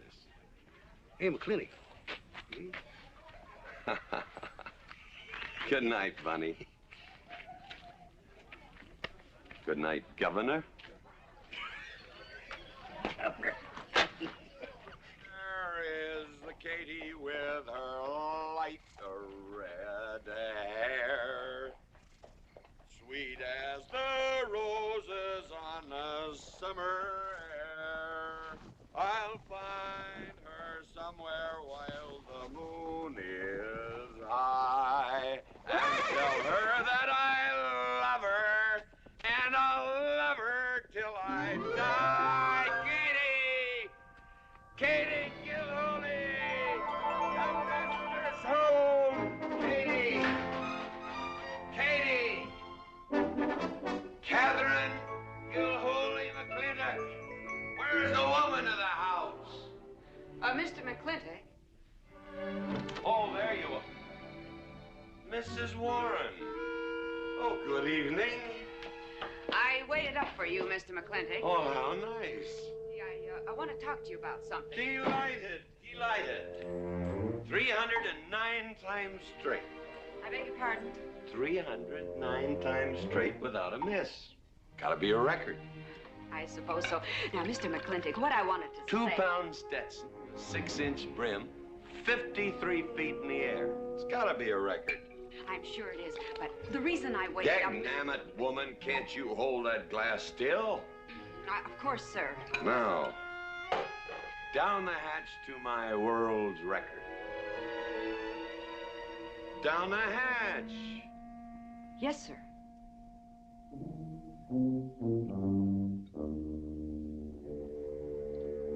And now, to the governor of our territory. The governor of the territory, sir? Now, don't you stick up for him, Mrs. Warren. You're a fine woman, Mrs. Warren. But you'll certainly go down in my estimation if you stick up for Cuthbert H. Humphrey, governor of this territory. I don't mean to down change... the hatch. Oh, yes, sir. Down the hatch. Cuthbert H. Humphrey, governor of our territory, is a cull. You know what a cull is, man? A cull is a specimen that is so worthless that you have to cut him out of the herd. Now, if all the people in the world were put in one herd, Cuthbert is the one I would throw my rope at. At whom I would throw my rope at. Natural-born cull. Another touch, ma'am? Oh, no, sir, no. Well, I don't mind if I do. Good. Can't walk on one leg. Oh, I didn't mean to be vulgar, ma'am. Can't walk one limb. It's all right. Sounds silly. Only a bird can walk on a limb. You know my wife? Her name's Kate. She insists on being called Catherine. Do you know her? Of course, Mr. McLintock, and that's what I wanted to talk Well, to you. she thinks that Cuthbert H. Humphrey is panting for her like a bull buffalo at the first green up of spring. But what Cuthbert is panting for is my money. Don't make me feel like I'm drinking alone, ma'am. Very well, Mr. McLintock, if you insist. Down the hatch. Good.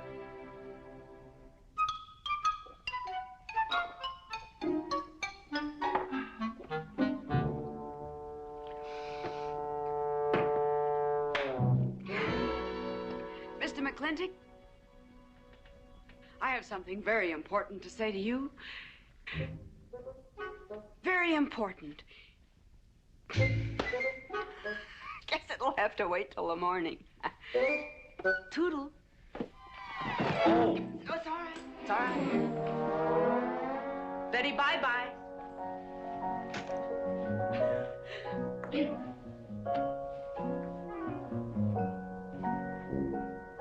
Whoops. Oh. Mrs. Warren. Let me assist you. Very kind.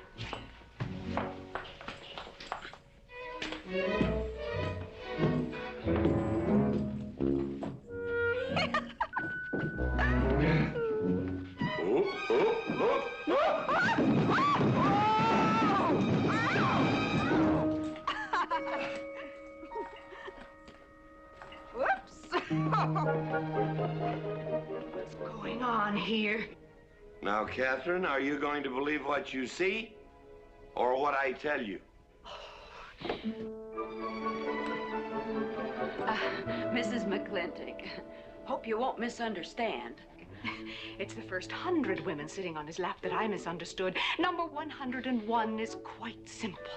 Now, G.W. McLintock, I have something. He's gone to sleep. Just when I know exactly what I want to say to him, he goes to sleep.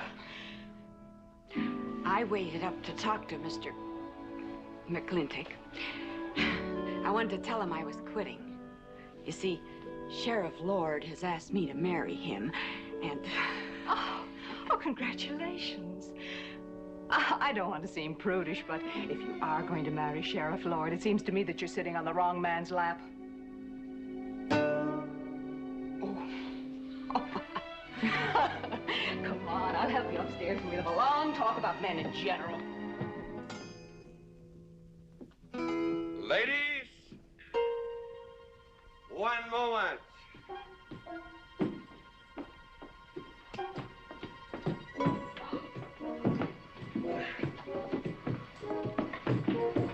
Oh! Watch out, you'll get us all killed! Oh! What?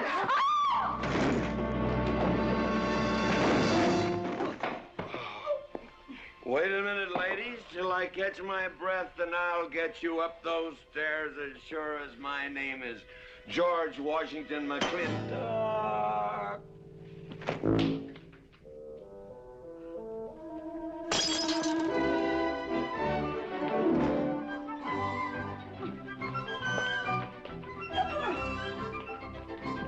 You may be quitting, Mrs. Wallace, Mrs. Ward, but not tomorrow.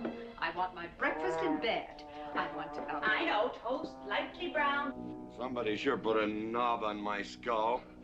Here's Katie. I was speaking. Katie, why?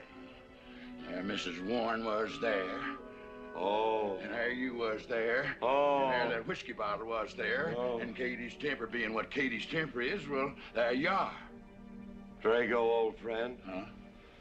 My wife does not understand me. Why, she means different than any other man. Come on, I gotta get you upstairs. Get you ready for that big celebration tomorrow. What?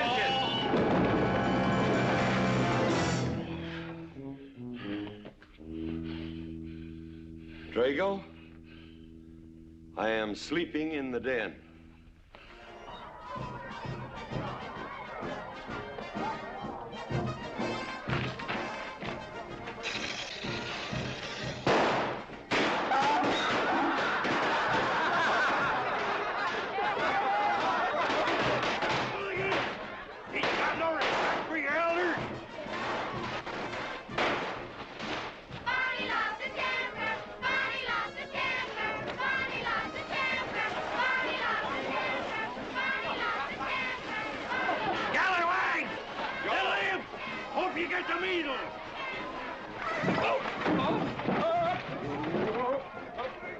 Come on, get him aboard.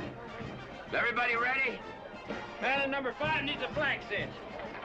Get him one. Let us know when you're ready. Ladies and gentlemen, it is my honor to present to you the governor of our territory, Cuthbert H. Humphrey. Thank you, Mayor. My friends and citizens of this great territory, this is the 9th consecutive year. It has been my privilege and my pleasure to inaugurate the McLintock 4th of July celebration. Now, the first event will be the wild horse race. But before I fire this shot to start the event, I would like to say a few modest words regarding my stewardship of this great territory.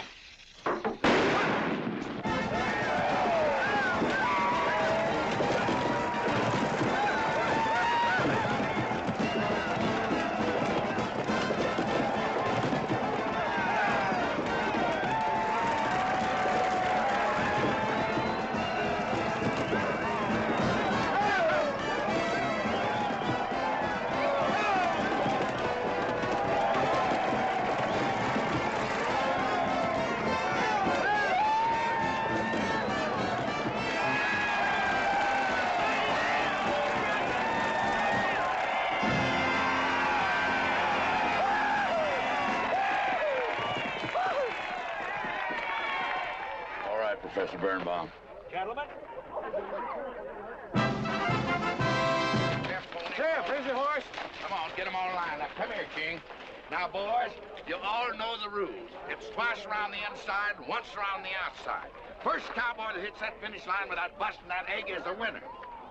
And I caution you boys about some of them eggs, because some of them eggs are last year's holdovers. All right, mount up.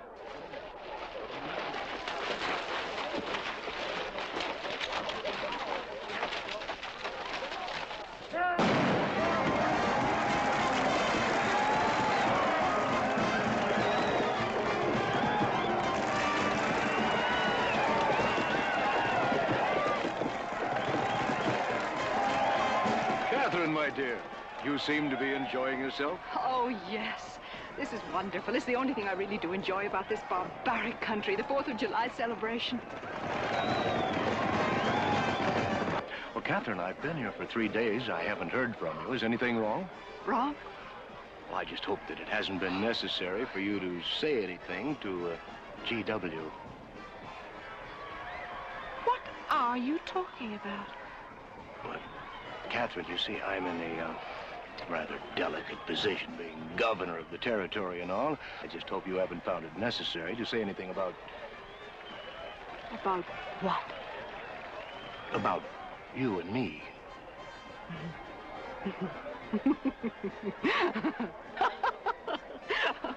Why, you pompous windbag.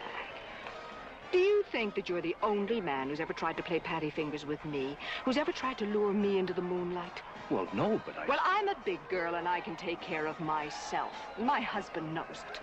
I can assure you, Governor, that your reputation is untarnished. Now get out of my way.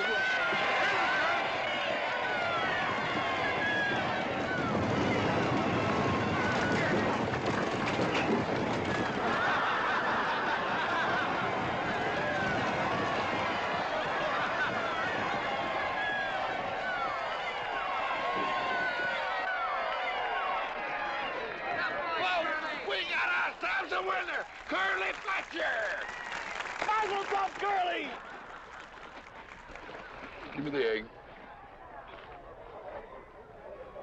Disqualified. Here you go, Curtis. G.W., you'll never believe what happened over there. What? You smell a beer. Well, naturally, I'm drinking beer. Ladies and gentlemen, the next event will be a contest between the two bronco-busting champions of our territory. Remember the year I rode in that event? Wore your garters to hold up my sleeves? We had a bet, and I won it.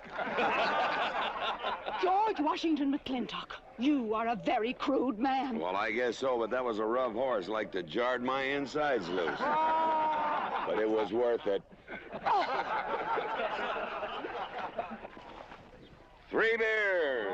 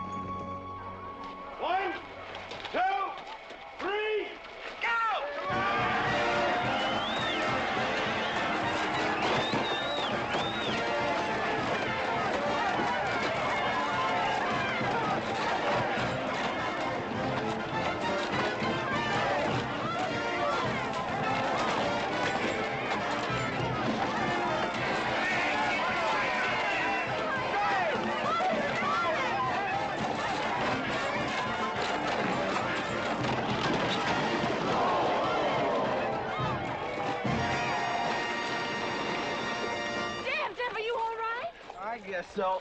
Nothing busted but my pride. Well, that ought to even things up, farmer. For what? Well, that sore nose you gave me the other day. Well, that ain't what's sore on him.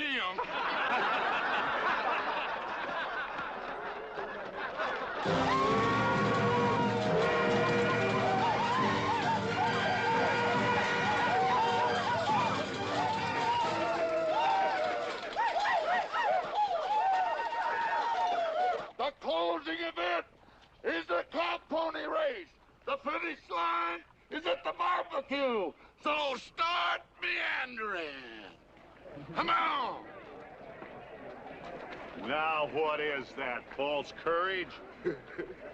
Why, you know a Douglas doesn't ever use a thing like that. I want you to get on that horse, get out in front, and stay out in front. I'll be out front, Dad. All the way. Good boy. Now remember, stay out in front. That Agamemnon's a good horse.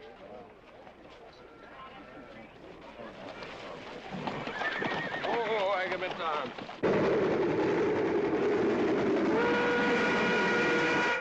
11:40 and she's on time. Oh, boy.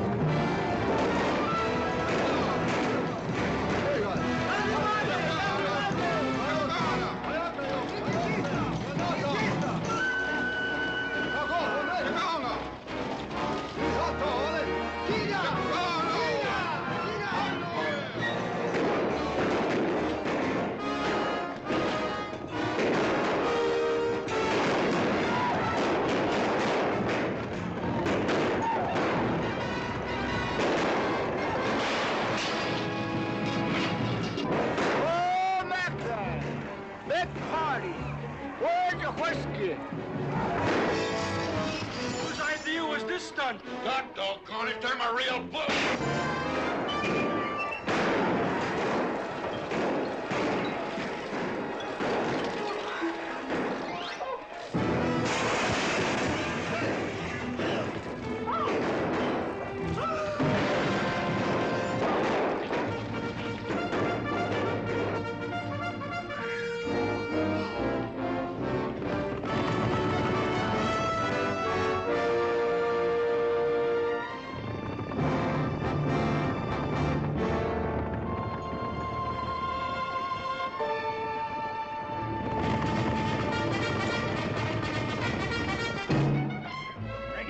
Excitement you'd want for one 4th of July, eh? Puma finally got his way, but I reckon he's riding out his last war party.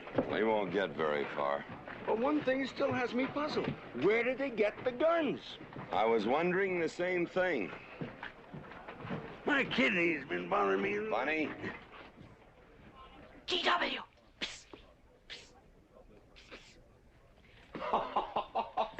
What an idiotic joke. Joke? Do you think that was a joke? Oh, shut up. You want everybody in town to see me. You look good in feathers. Oh. Dev, I think they've gone. Yeah. What are you going to do about it? What can I do? Nothing. Just like you've always done.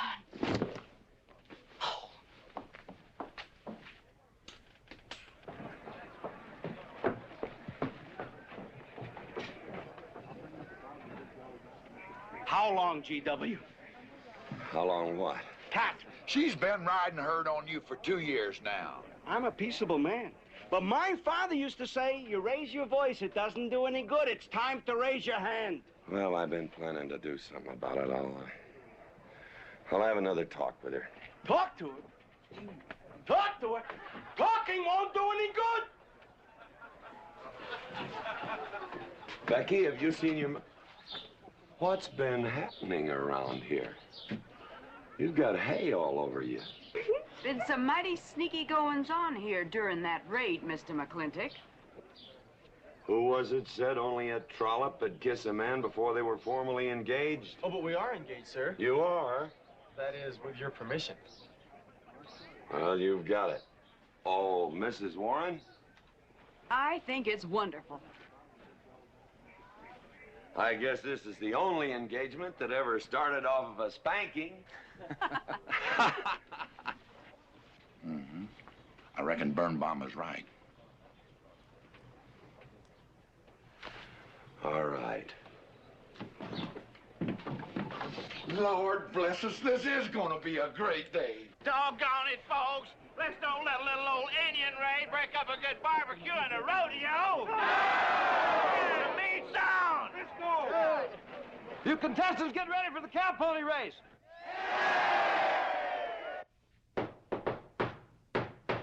Who is it? It's me. Let me in. Not now. Right now. Are you insane? I want to talk to you. It'll have to wait. I've taken all I'm going to take from you. You are insane. You are going to tell me why you packed up, picked up, and walked out on me. 2 years ago, you remember, you came home from Denver with lipstick all over your...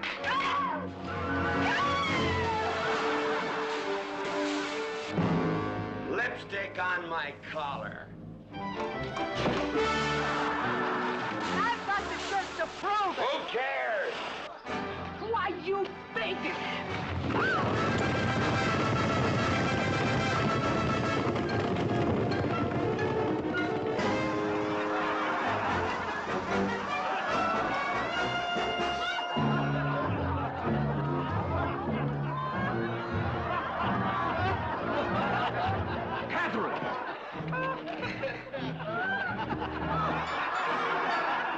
GW, you are a ruffian. Cuthbert, you are right.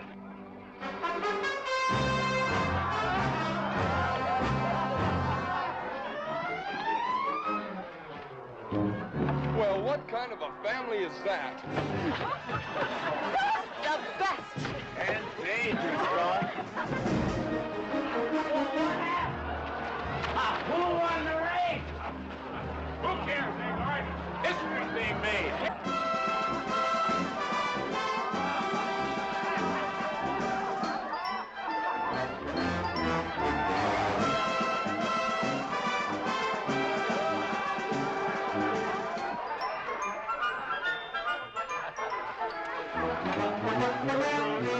Yes, Rufus? I regret to inform you I've changed my mind about matrimony.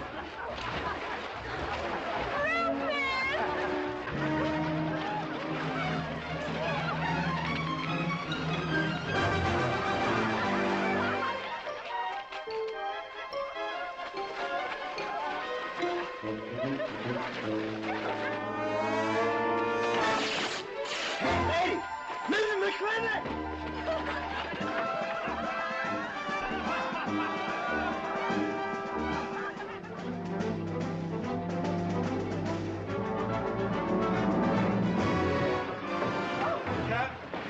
Catherine! Keep him out of here. Hands up. All right, everybody out.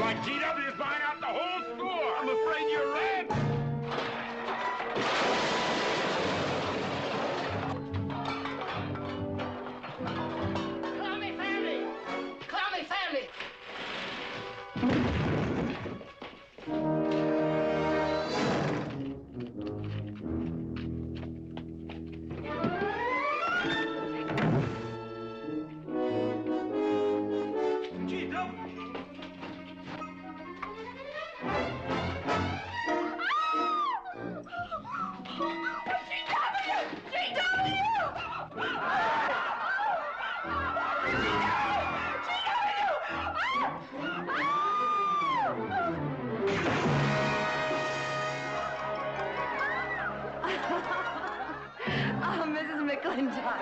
You're all wet.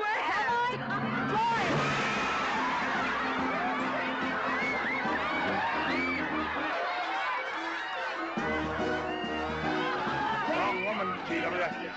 Oh, pardon me.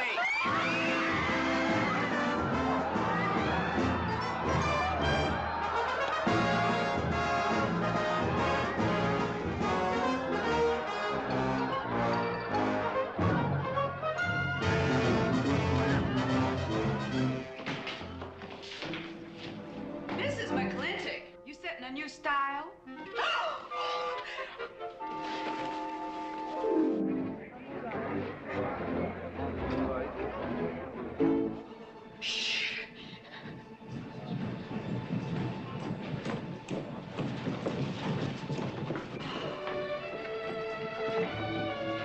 Mr. McLintock, in here!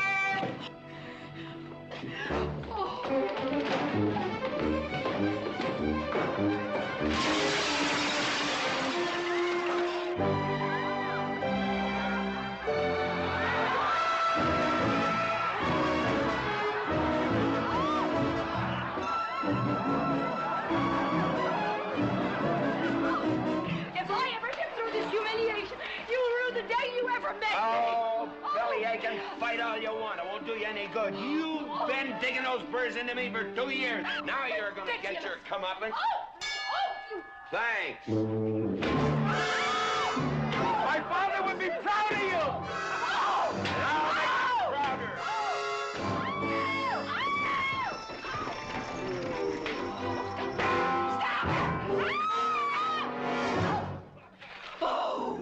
Keep it. You may need it. Now get your divorce. Home. Don't spare the horse. Home, you heard me. Don't think you're going to get rid of me that easy. Yeah.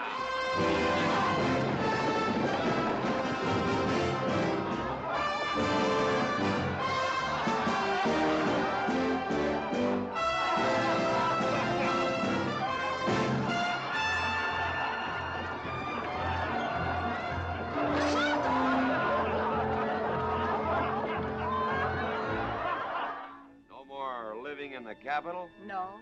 No more Newport in season? Nope. No more dancing at the governor's ball? No, GW. Happy days! 310 times without a miss. That's a record.